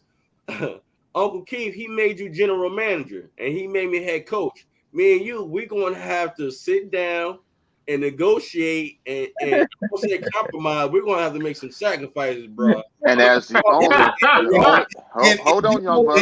Hold on, young buck. Hold on a minute. Hold on a minute. And y'all done brought me into it. You put my name in, so I'm gonna tell you how it's gonna go. Yeah. As the owner, I just want a championship. I don't care how you talk about it. I don't care how you walk about it. I don't care where you get it from. But I want a championship. It's been 26 years. I paid you, my GM. I paid you, my coach. And I got a once-in-a-lifetime talent similar to Jerry Rice, Terrell Owens. And you're telling me that I have to be sensible and wait for the future? Not today. I'm telling you right now, I will fire you if we don't win a championship this year. Both of you. And best On on the flip side, you've been running for 25 years. You don't on the flip side, I've been listening to somebody like you for 25 years. Now my feelings is hurt. My money is still strong, but I can't afford to be wrong again. I just saw 3 teams in a row buy a championship. Yep. Did I save any money while they were doing it? Who bought a championship? The Chiefs. You trying to tell me the Rams didn't buy a championship? Come on, man. Buy a championship. They bought that DN, the DN that helped them. Frank Clark. They gave him big money. They gave him big money right before the Super Bowl. Frank Clark, and we paid D Ford. That's one player. They drafted most of their team. Kansas City. We've been talking about one player all night. All right, bro. I'm serious. Have we not? Am I wrong? No. But we never know, man. We'll see. Yo, I mean, if we break it down to just one player, one move, one thought, sometimes that's what the league turns on. That's what a game turns on. Yeah. I'm not saying logically that Perez is wrong. I'm not saying that. As a matter of fact, 3 times tonight you almost flipped me. But I still come back to the fact that I still don't have a championship. Logically, my argument's dead. There's no argument against mine. Logically, like that's. Yeah, but logically, the only argument against it is no championships. I've laid it about 10. Well, that's not. Once again, your 25 years isn't the 5 years of the people in that office. And this is the NFL, and they're the ones responsible. This is professional sports, and the hardest sport it is to win a championship. Period. Yeah. I respect that. I respect that. 49, what's up, bro? What's up? Is Deebo's trade request fixable or unfixable? Man, I think it's all based on his guaranteed money, right? Is that what this whole deal's about? Pretty much. That's what I think. Okay. I can see this would be fixable if we didn't have whack ass Jimmy's $25 million contract on the books. For real, then you could. I think Deebo would get paid whatever he wanted. And another thing is, it could be unfixable, is if Deebo is like, man, I see Trey and Ayuk, you know what I mean? They're kind of like bonding, whatever. I'm out here in Miami complaining about not getting enough money. You know what I mean? I don't know. I know when I was 20, whatever, I had a little jealousy about who my friends were hanging with and this and that. I don't know if Deebo's like that, whatever, but we've all seen the pictures of Ayuk and Trey, you know, out there grinding. Deebo's down in the clubs doing his own thing, and I don't know. I'm hoping that it gets fixed, but I would not be surprised if Deebo's out because I know he wants that bag. But again, if he goes to these, he needs to remember that you go to the Jets, you're losing. You're going to go from us to the Jets. Enjoy being in last place. You think Deebo's intimidated? I mean, I don't know. Possibly. That's a good point. I hadn't thought of that. Hold on. Say that again, Uncle Keith. I didn't hear that, bro. What'd you say? I asked him if he thought Deebo was intimidated by the relationship and that he might not be the first choice. I think it's a very strong point. You know, being that you said that, Uncle Keith, you made me think about what Jizzle said. When Jizzle said earlier, when you said Jizzle that Ayuk was more preferable, you ain't said those words, but you were saying that Ayuk was looked at more than Deebo. Now that He was, yeah. I didn't know that. I didn't know that. Prototypical receiver before this year, like if you're looking at a prototypical receiver, Ayuk definitely, even still to this point, to this day, fits the prototypical receiver prototype better than Deebo does. You know what I mean? Like, he could beat his guy alpha on a. He could be an X receiver, beat his guy on the outside. Deep ball threat, runs precision routes. Deebo is built more off of get the ball in his hand, manufacture touches for him, and he will. You know, he's a monster in that aspect. Yeah, that's right. That's a strong point, 49. Thank you, man. And also another good point that Troy made is that like that we're not talking about is like Deebo's doing his thing, but the bond between Trey Lance and Ayuk is growing stronger and stronger every day. And that's gonna get lost. That's gonna get lost until all the dust settles on this, if it ever does. But at that point, that's something we gotta be happy and blessed with because Ayuk he did his thing. He never really liked Jimmy G, and you can tell that by the body language. And now you see he's got his quarterback, and now he's just like hitching his wagon to that horse. I love that. Which goes back to Prez's argument about the 70% factor. If we've got viable replacement, a deep threat like Ayuk that has a bond with the quarterback, that makes Deebo less valuable, doesn't it? No, it does. And like, I'm not against trading Deebo per se. I'm just against going from where we're at right now. He went to a couple of NFC championships. I got a little bit spoiled, man. Like, I'm weird. I like to win a lot, bro. Like, so yeah. You know, I don't have time for like losing like that to where I'm going to be like, okay, let's trade Deebo and just see what happens. See if one of these draft picks pan out. And like play that. I do Madden for that. Like I don't need to do that with my real team. I wanna win now. Ouch.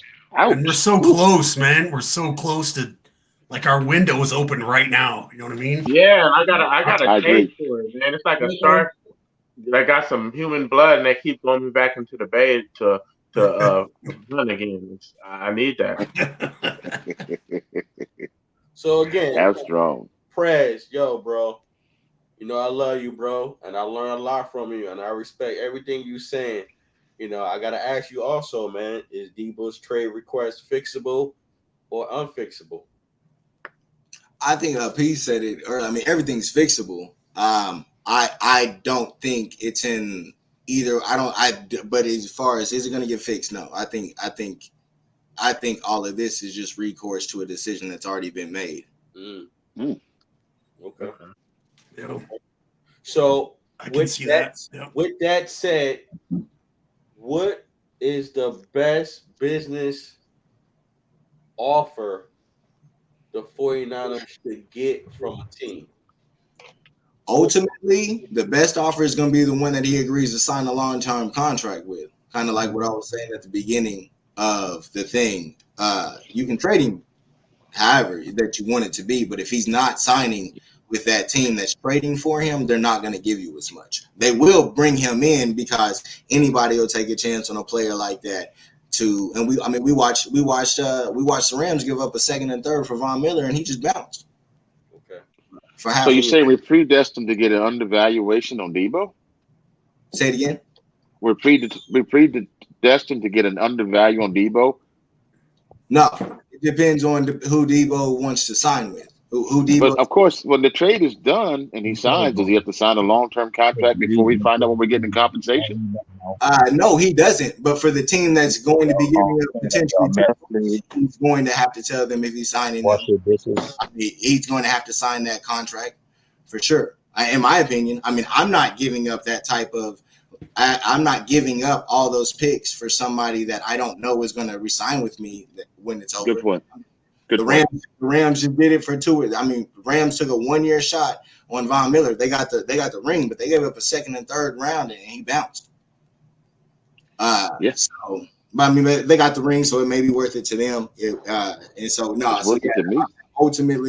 Ultimately, it depends on. I think that's where Deebo controls this, and I think that's where the 49ers could be a little bit at the mercy of Deebo until they just say, I'm trading you for getting whatever, because there are going to be teams that'll take a pick on them. And then ultimately, if all this is about money, then it's not about football or possibly winning games. In my opinion, Deebo may not be the person that chooses a ring over money. A lot of athletes that you would think don't typically choose money over winning a ring. And right.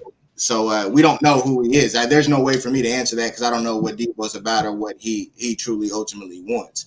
But if it is about the money, and that's what he's most concerned about, then he'll literally go and sign a contract whoever's going to give him the most money. So it is. It's about the money.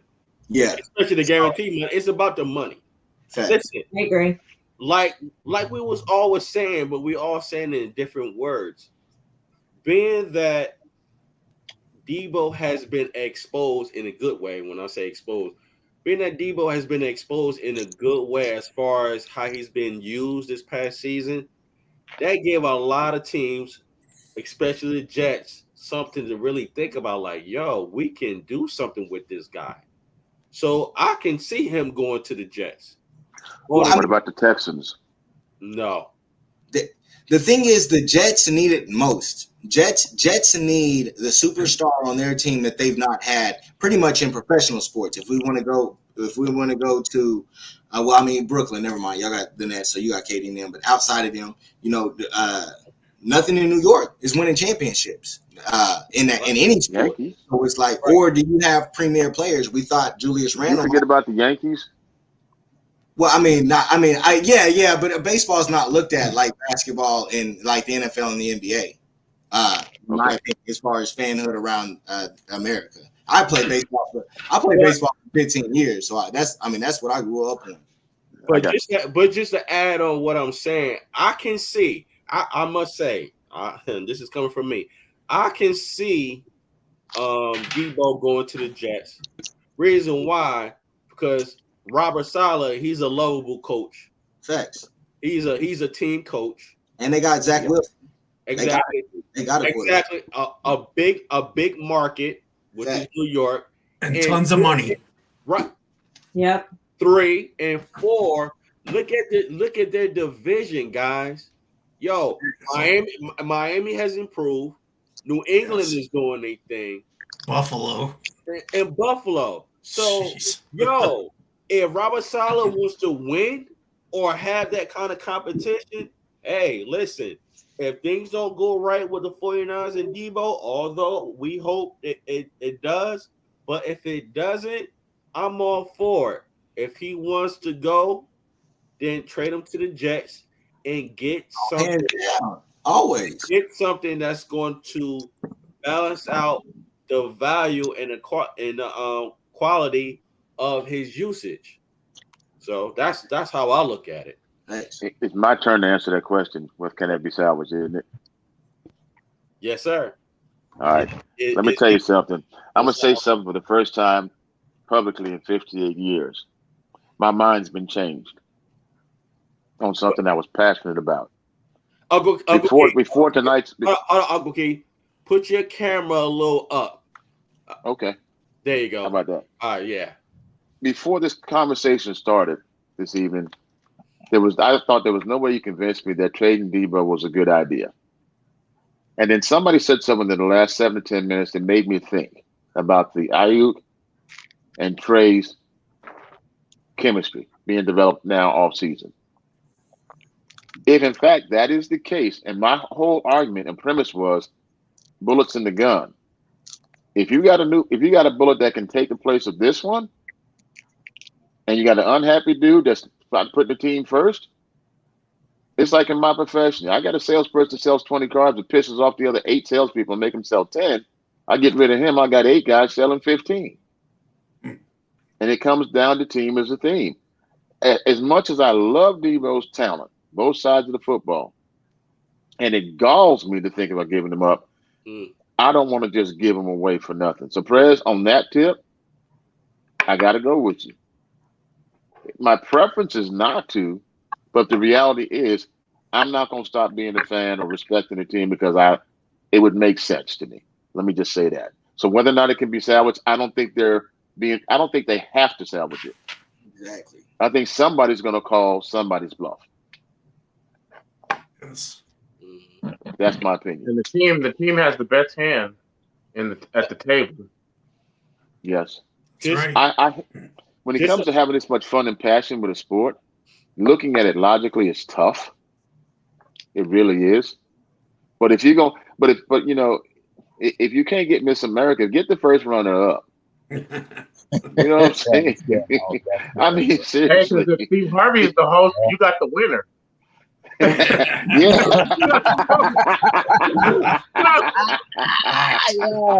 That's right. It's a rough crowd tonight. Oh wow! I forgot about that.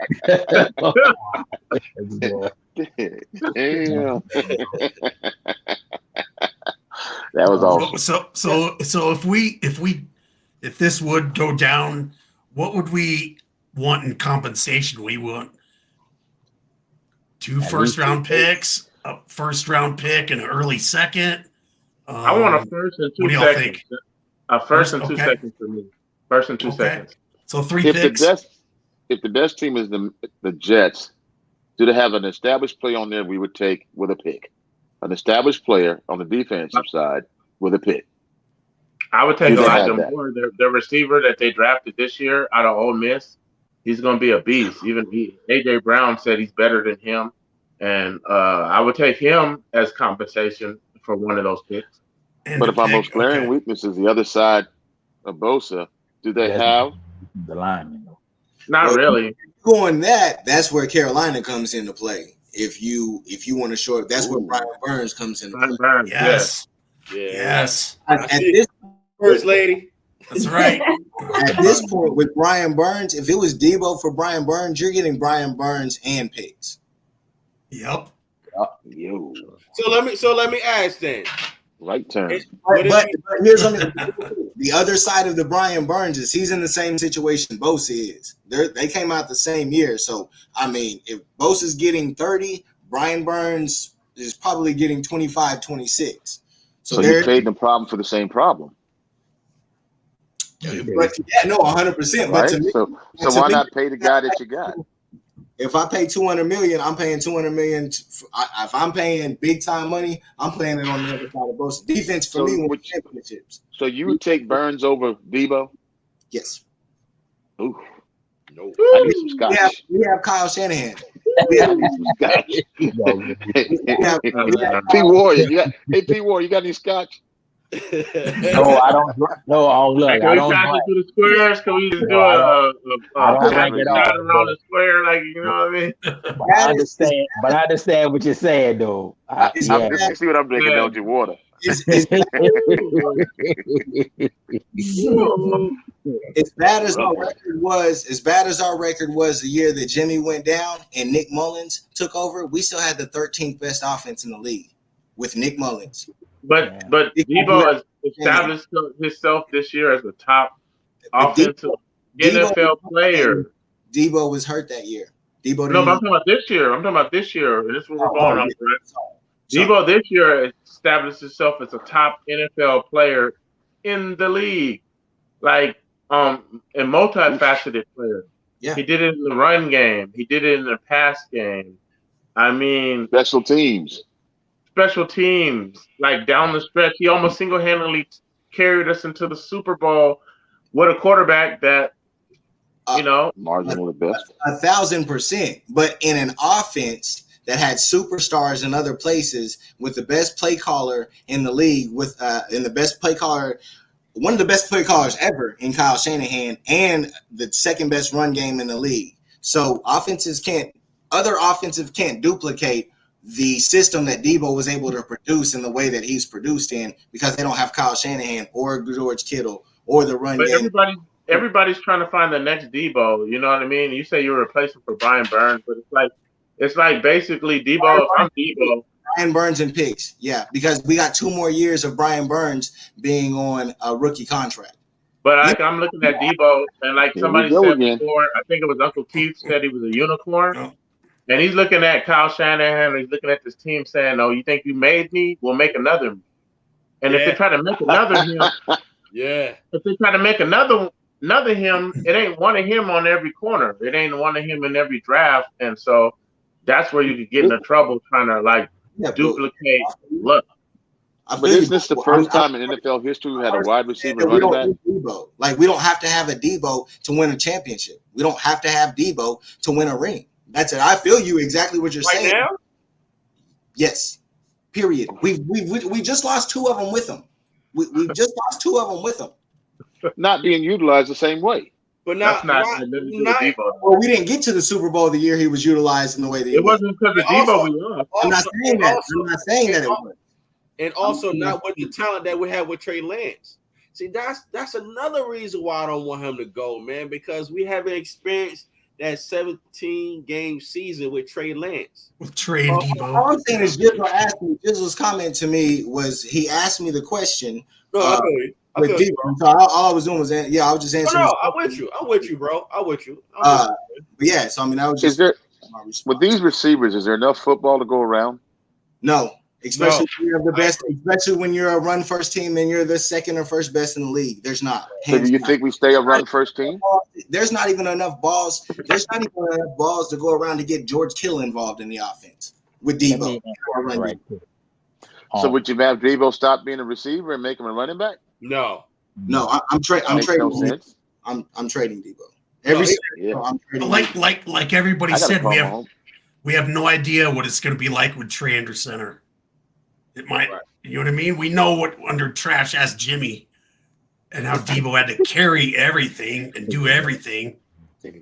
Well, he's literally not replicating. He's not- 49, you make my hair hurt, bro. I love it. I love it, man. man. I love it. Give me more of God, it. yeah.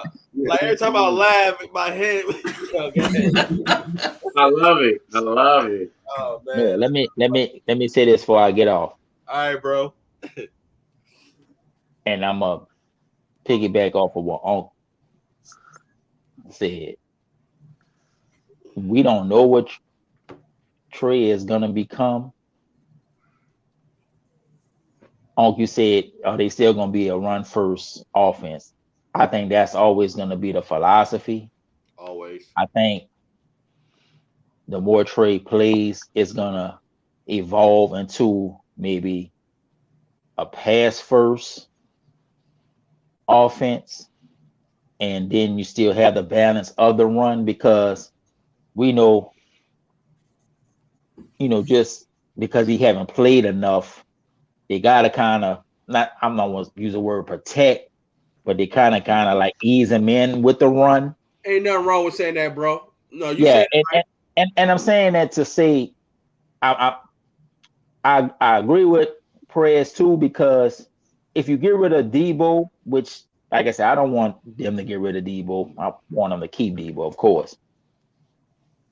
Shanahan can take what those picks that they would have if they do trade them. You could draft another tight end, maybe a tight end that could complement Kittle and be a move tight end. You could bring in receivers that maybe not on Deebo level as far as his unique skills, but would be good enough within Shanahan's offense to take Trey to the next level. And then, everybody, we've been talking about the relationship between him and Ayuk. Ayuk about to blow up. Everybody kind of already is on that level saying that Book the it. chemistry is gonna be there, that they're gonna get the timing down. Book it. So I think the offense, Yes. I think while we want Deebo to be in the offense because we know what he can do in all the different ways Kyle could use him, if he's not there, Shanahan's still gonna make an offense, and it's gonna be a good offense. I just go back to that time in Atlanta when he had Julio, when he had Sanu, he had the running back. I don't know what the tight ends they had, but he had the quarterback that could pull a trigger, and they were scoring 30 and 40 points a game. Yes. Best offense in the league. So while we don't want to lose Deebo, at the same time, if the trade him to the Jets and they get the picks or whatever, and they hit with the picks in terms of the receivers and who they were bringing to kind of offset Deebo. And that's what I was trying to say with the quantity versus the quality. You could take 3 or 4 players and they could all each in their own way kind of fill the role of what Deebo's doing by himself. Even though we know Deebo doing it by himself is a beast, right?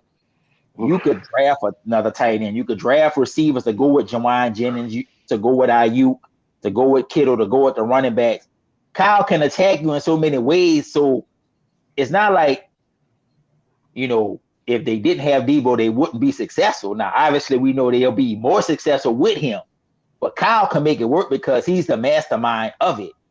So while Kyle, I know, don't want to get rid of him, Kyle in the back of his mind is saying, man, if I get these picks and we draft the players I want to draft and we move around the board and we move up and down the board and maneuver it, we could get the players and I could fit them into the system to offset what Deebo brings. Now, we know we want all Deebo to stay, but if he don't stay, it ain't going to mean that the offense is going to drop off, because at the end of the day, whether Deebo out there, you got these other players out there, you need a quarterback to get him the ball anyway.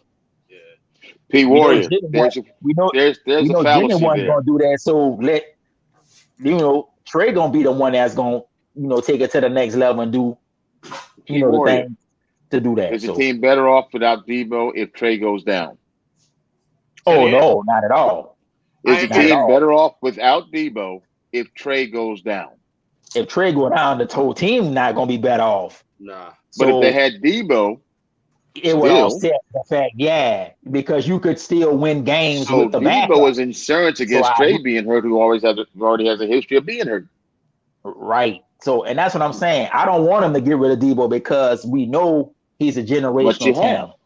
You know what you got. That's what I said. Yeah, earlier. Exactly. And that's what I'm saying. I'm just saying that if it would come to that, Kyle's still going to try to develop an offense around the other players that they would draft to bring in to still, have the offense compete at a high level, still score points, so on and so forth. Now, obviously, to me, if you got Deebo, you got Ayuk, you got Kittle, and even if you draft receivers, let's just say for the sake of argument, everything work out, Deebo get his money, he come back.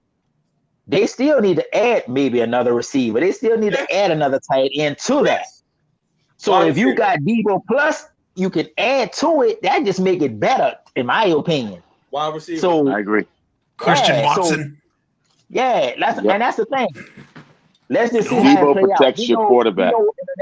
We know in the next couple of days and the draft is next week, Twitter gonna be on fire. Adam Schefter and all of these people gonna be saying this and that. He getting traded here, he getting traded there and everywhere. He getting traded over the blue rainbow. We gonna hear all of that. And I ain't gonna be on Twitter for none of it. I'm not gonna even be trying to call it for that stuff.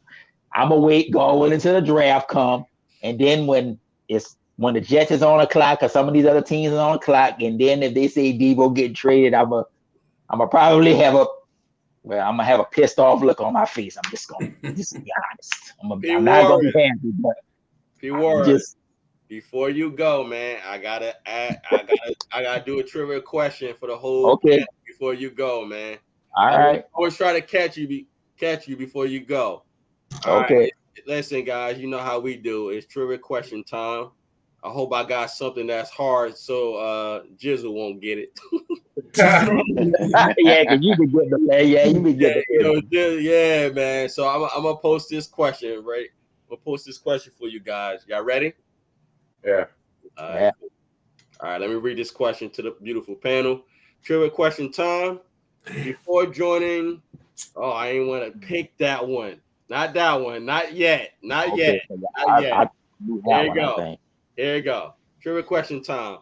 Who replaced Steve Young when he turned down a movie role written for him in the 1998 film There's Something About Mary?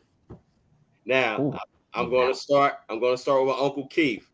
Uncle Keith, if you got the answer, if you say it, you don't get a second chance. If you don't, hold up, First Lady, you're not Googling, are you? No. Okay, all right, just checking. I see you looking down. Okay. All right, Uncle Keith, if you mention the answer, you don't get a second chance. However, if you don't know the answer and you say pass, I will come back to you. Okay. So I'm going to read it again. Who replaced Steve Young when he turned down a movie role written for him in the 1998 film There's Something About Mary? That question is so hard. I feel like Chris Rock. I'm gonna say Joe Montana. Okay. All right. That's your final answer? Final answer. Okay. First Lady, Niners Jess, what's up? Should I read the question again? Nah, you're good. I have no idea. I don't know. I know. I don't know. They said just throw out somebody. No, I don't know. You don't know? Pass. Okay, Jizzle, I see your face, man. What's up, Jizzle? I don't know either. I'm gonna guess What? Ben Stiller. Jizzle, nah, Jizzle, stop playing, bro. Huh? You don't know the answer to this? Nah, man. I'm gonna guess Ben Stiller though. Okay, is that your final answer? Yeah, I'm wrong. I know. Okay, P. Ward, my brother from another. What's up? Oh no, I know. I don't know that, so I'm not going to even try. I picked a good one. Okay. Yeah, I know. All right. I don't know. I feel like I'm winning right now. 49, my big brother from another mother. What's up, bro? Who you got? Dang. I'm trying to remember the movie. Movie, I just don't know who it was. Golly. Yeah, I'm gonna say man, I haven't seen the movie probably since '98, you know what I mean? Yeah. I got no clue. I'm out. I have no idea. I would say this. Okay, I would say this to the whole panel.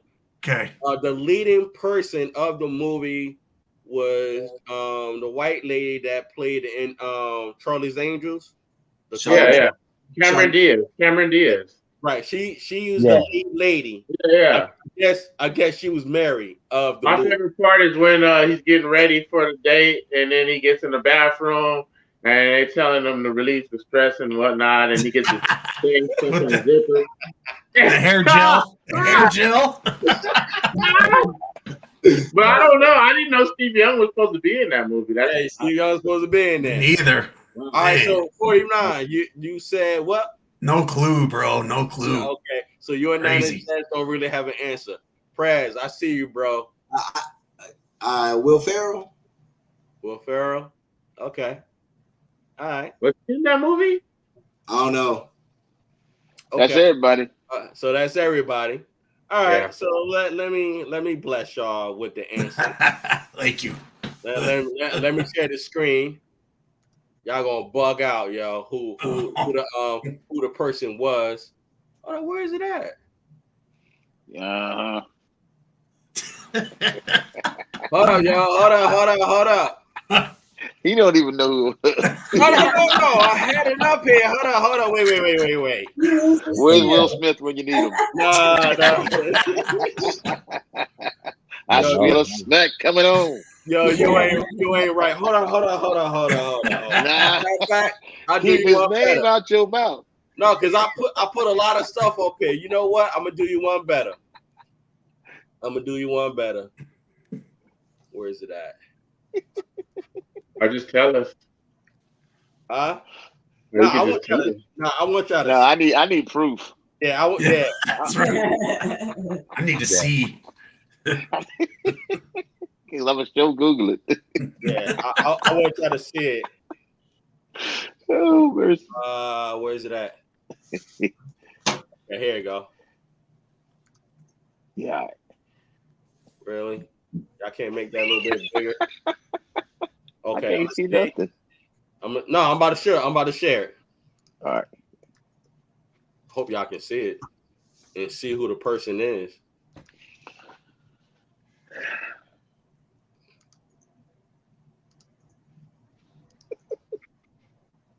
Damn, can y'all see who that person is? Where at though? Where at? Which one? Miss Piggy? Matt Dillon? He's right in the middle. Oh, Brett Favre? Yep. What? Yep. Yeah. I don't see Yeah. that. I thought it was Brett Favre. Yo, I didn't even know he was in the movie, yo. Me neither. He didn't either. I remember now. Yeah. He didn't know he was in it either. Yeah, I could see it. Yeah. Wow. I never thought that was. Yeah, man. I had to pick something that was a little difficult, man. I said, nah, man. That worked. That was a good one. That hair gel. Yeah, right. Exactly. All right, real quick. I might get this one. Let me see. Hold up. Okay.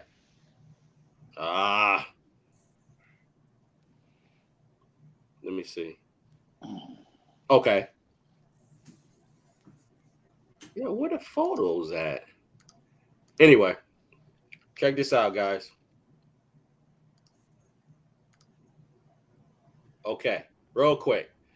I know that. I know it. I know that.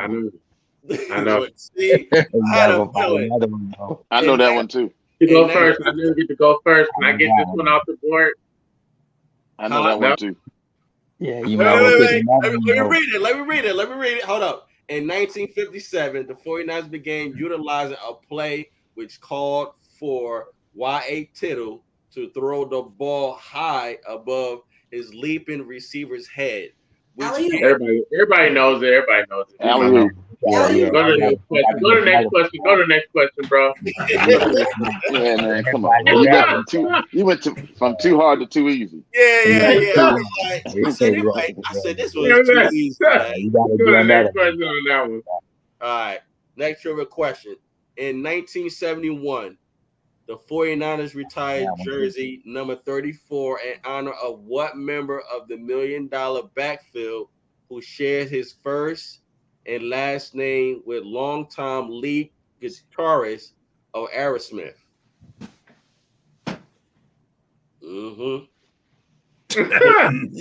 I hear cricket. I think it's Steven. Hold on. You know what? Being that you insist. What's up, Prez? What's up? My bad. No, I thought that you gave me. I put my hand on my bad. No. You good, bro? I think it's Steven Tyler. Who? Steven Tyler. Okay, Uncle Keith. Oh, me? Yeah, you. Stevie Ray Vaughan. Who? Stevie Ray Vaughan. Okay, First Lady. What's up? I was gonna say Steven Tyler. Okay. Jizzle from the West Coast. Stevie Ray Vaughan. I'm gonna go with Unc Stevie Ray Vaughan. I don't know. Okay. Don't follow me. You be lost all the time. P. Warren, what's up, What's up, bro? It's Joe Perry. Okay. 49. What's up? Joe Perry. Okay. Oh shit. Cool. The answer is Joe Perry. Cool. I knew it. Is Joe Perry. 34. The number I already knew. Yeah. Cool. P. Warrior in the house. Yes. Yes. Joe Perry, guys. Let me see real quick. Joe Perry. Outstanding. Yeah, man. And guys, real quick. So y'all know, I don't know if y'all know, but the 49ers are thinking about bringing another alternative helmet, and they might bring this helmet back. No. Yeah, I'm good. Nah. Bro, but I'm telling you, real talk. I know. They need to leave some things alone, bro. Don't somebody shoot the messenger, but I'm they need to telling leave you, some things alone, bro. Yeah, you might want to let that one go. I know, but the 49ers, they're thinking about bringing another helmet back. I'm just letting y'all know. So I just want y'all to get ready. So with that said, let me see if I still got it up here. They should do the helmet that had the 49ers. You know what I mean? The big 4-9, and then I like that helmet, man. Better than that. Yeah, I agree with you on that. I don't know. I don't know if y'all knew this, but I'm going to share it. I was hoping that wasn't going to be too small. Can y'all see that? Yeah, I can see it. Yeah. Joe the Jet Perry. Yeah. He was Dementia. He was the first African American player on the 49ers. Wow. Dementia. 84 years old. God bless He him. was the first one, the very first one in 1946. Yeah, man. Wow. Excuse me, 1948. Pardon me. Hall of Famer too. Yeah, man. Yep. Yeah. I just wanted to share that with y'all, man. Look at that, 9,000 rushing yards. Damn. Yeah. That's big Yeah. time, That's guys. that's a ton of yards back then. Yeah. Jeez. Yeah. That's a lot of yards now. Yeah. Yeah. Yeah. He played with the 49ers for 14 years, and I think the Colts for 2 years, and he came back to the 49ers. I think He it was. still owns our all-time rushing record, too. Look at that. Yeah. Wow. Had to share Man, that. respect. Over Yeah. Gore? Mad respect. Over Gore? It's a I thought possibility. Gore had, no? You know, Gore is the all-time leading rusher. He probably might be second on that list now. Probably. He was the all-time leading rusher before Gore passed him. We know Gore's the I thought, all-time. Gore passed him. Gore had to pass him. I mean, Yeah, Gore passed Gore got 11,000 yards, him. I think. So yeah, he in the top 2, top 5 for sure. On that list. So, with that said, guys, shout out to all of you. I love all of you. I appreciate y'all availability and time. That's all I have in regards to this conversation. If y'all have anything else y'all want to talk about, I'm all ears. If not, I'm going to take care of this cold that I'm fighting. Oh, Yeah. Oh, okay. Take All right. care Get of better, yourself, man. man. Get better. Seriously, your health is everything. Oh yeah, no. Listen, I ain't trying to make this about I'm gonna me. throw out one more thing, and then Yeah, what up? I'm just gonna say that this draft is about to be wild next week. It's gonna be crazy. Yeah, it's gonna be fun. Woo! It sure is. Can't wait, man. Yeah. but Big if we don't get a first round pick, I mean, it's not as exciting as the usual That's true. draft. That's true. Yeah. I think there's gonna be a lot of we trades jump on into draft the first day. round. Yeah, First Lady, please. I think we jump into the first round. I think so too. Whoa. Okay. I would love I that. think so too. Wow. I think so too. Either with trading Deebo or giving up 2 picks to go up to first round. Yes, I think so. Because we got 9 this year. I think next season is 11. So yeah, if it's somebody on their board that they really want, yes, I can see it. If we gave Well, if we gave up Jimmy G and Deebo Yes. to the Panthers for Brian Burns and their sixth overall pick, who says no? That's huge. Yep. They need a quarterback And too. They're gonna have to fill that some kind of way anyway. And then We'll get take Christian the- Watson.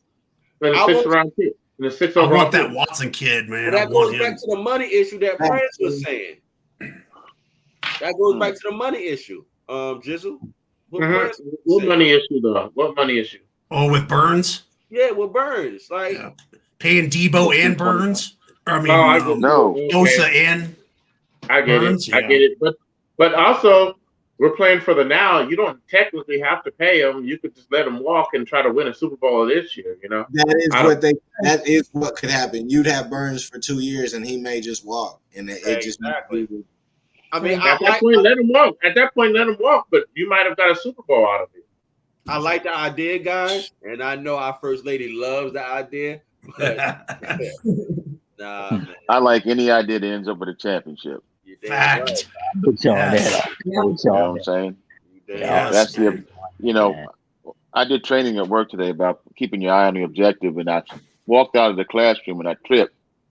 And one of the young buck salespeople behind me said, "Watch out, old man, grandpa." Grandpa. So I turned around and said, "I can do something your grandpa can't do." So when they hit the smelling salts and woke him up, he sat up and said, "What can you do?" Yes, sir. We got to keep an eye on the objective. That's to win that championship. Yeah, Right. That's right. that's true. That's true. No doubt. You all be blessed. Yeah, I got to go too. yeah, absolutely. First lady, any words for us? It's going to be a roller coaster these next couple days, I think. But We'll see what happens. But go Niners, as always. No That's doubt. right. Jizzle, my brother, what's up, man?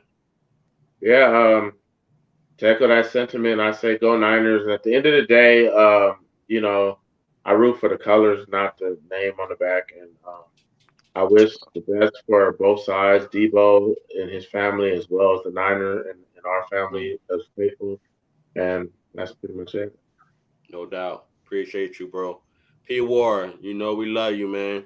Yes. Hey, man, Yes, we appreciate your friendship, your loyalty, Yes. your availability, your support, bro. Always give our shout out to your brother being good. What's up, bro? Yes, sir.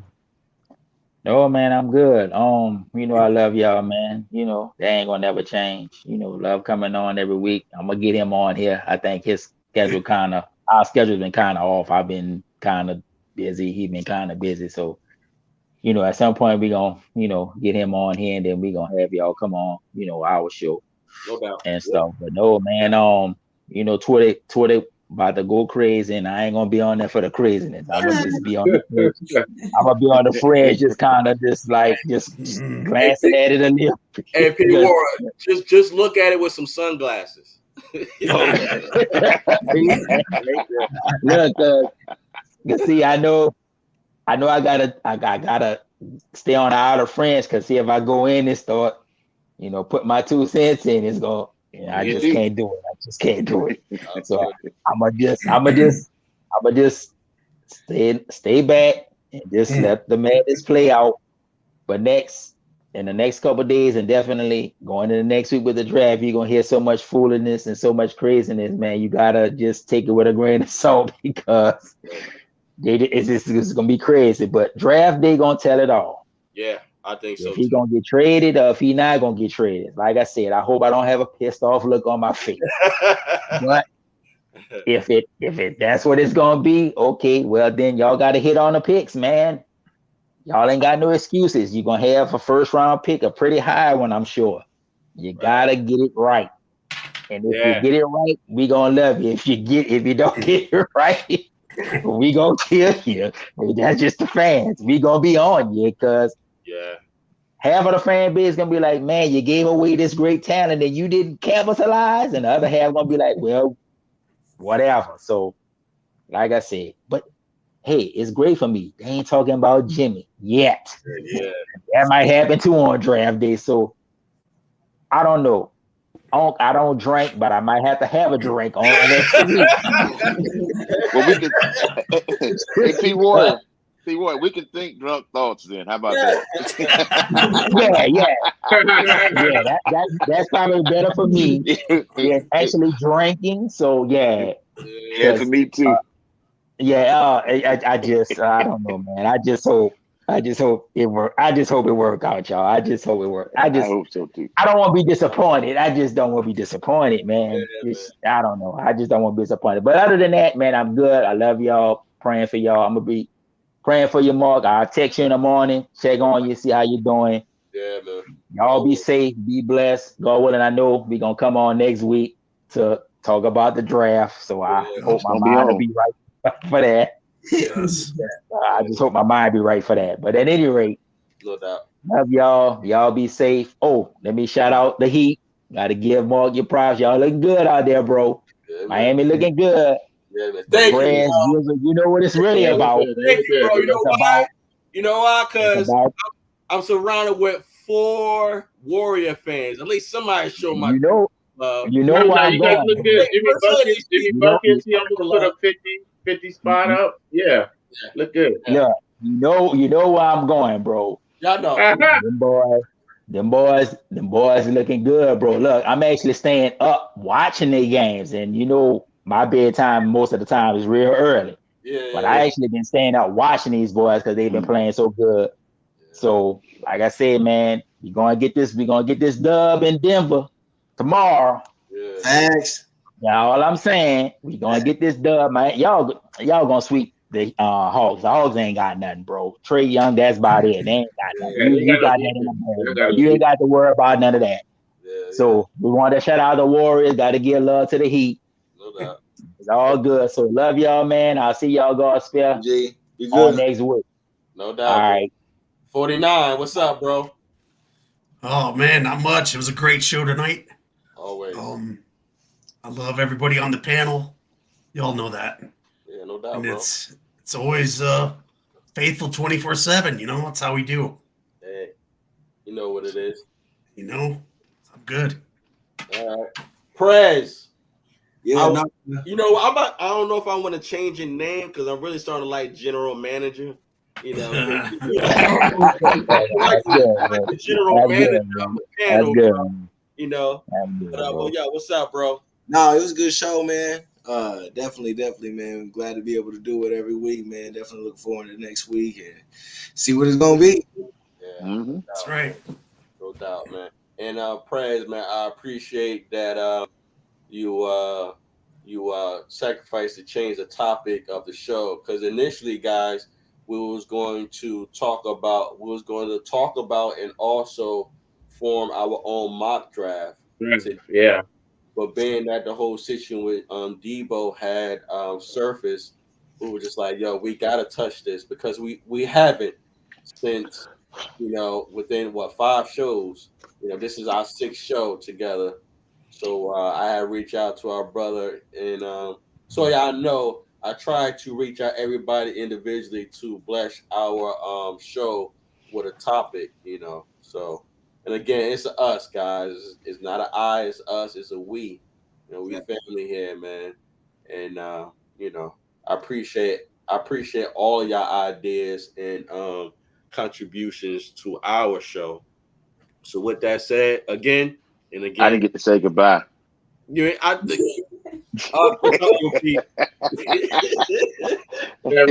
gonna go around the clock. When you said I'm going to bed, when you said I was going to bed, it's at my bedtime. I said, "Oh shit!" But that was a country line. We take us 12 minutes to say goodbye in the country.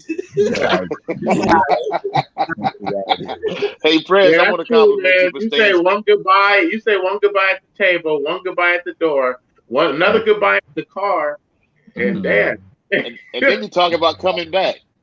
Yeah. Hey, Prez, I want to compliment you on staying strong in your spot because sometimes cooler heads got to prevail. Emotions can't build teams and win championships as much as we'd like to think they could and would. The queen, you the queen.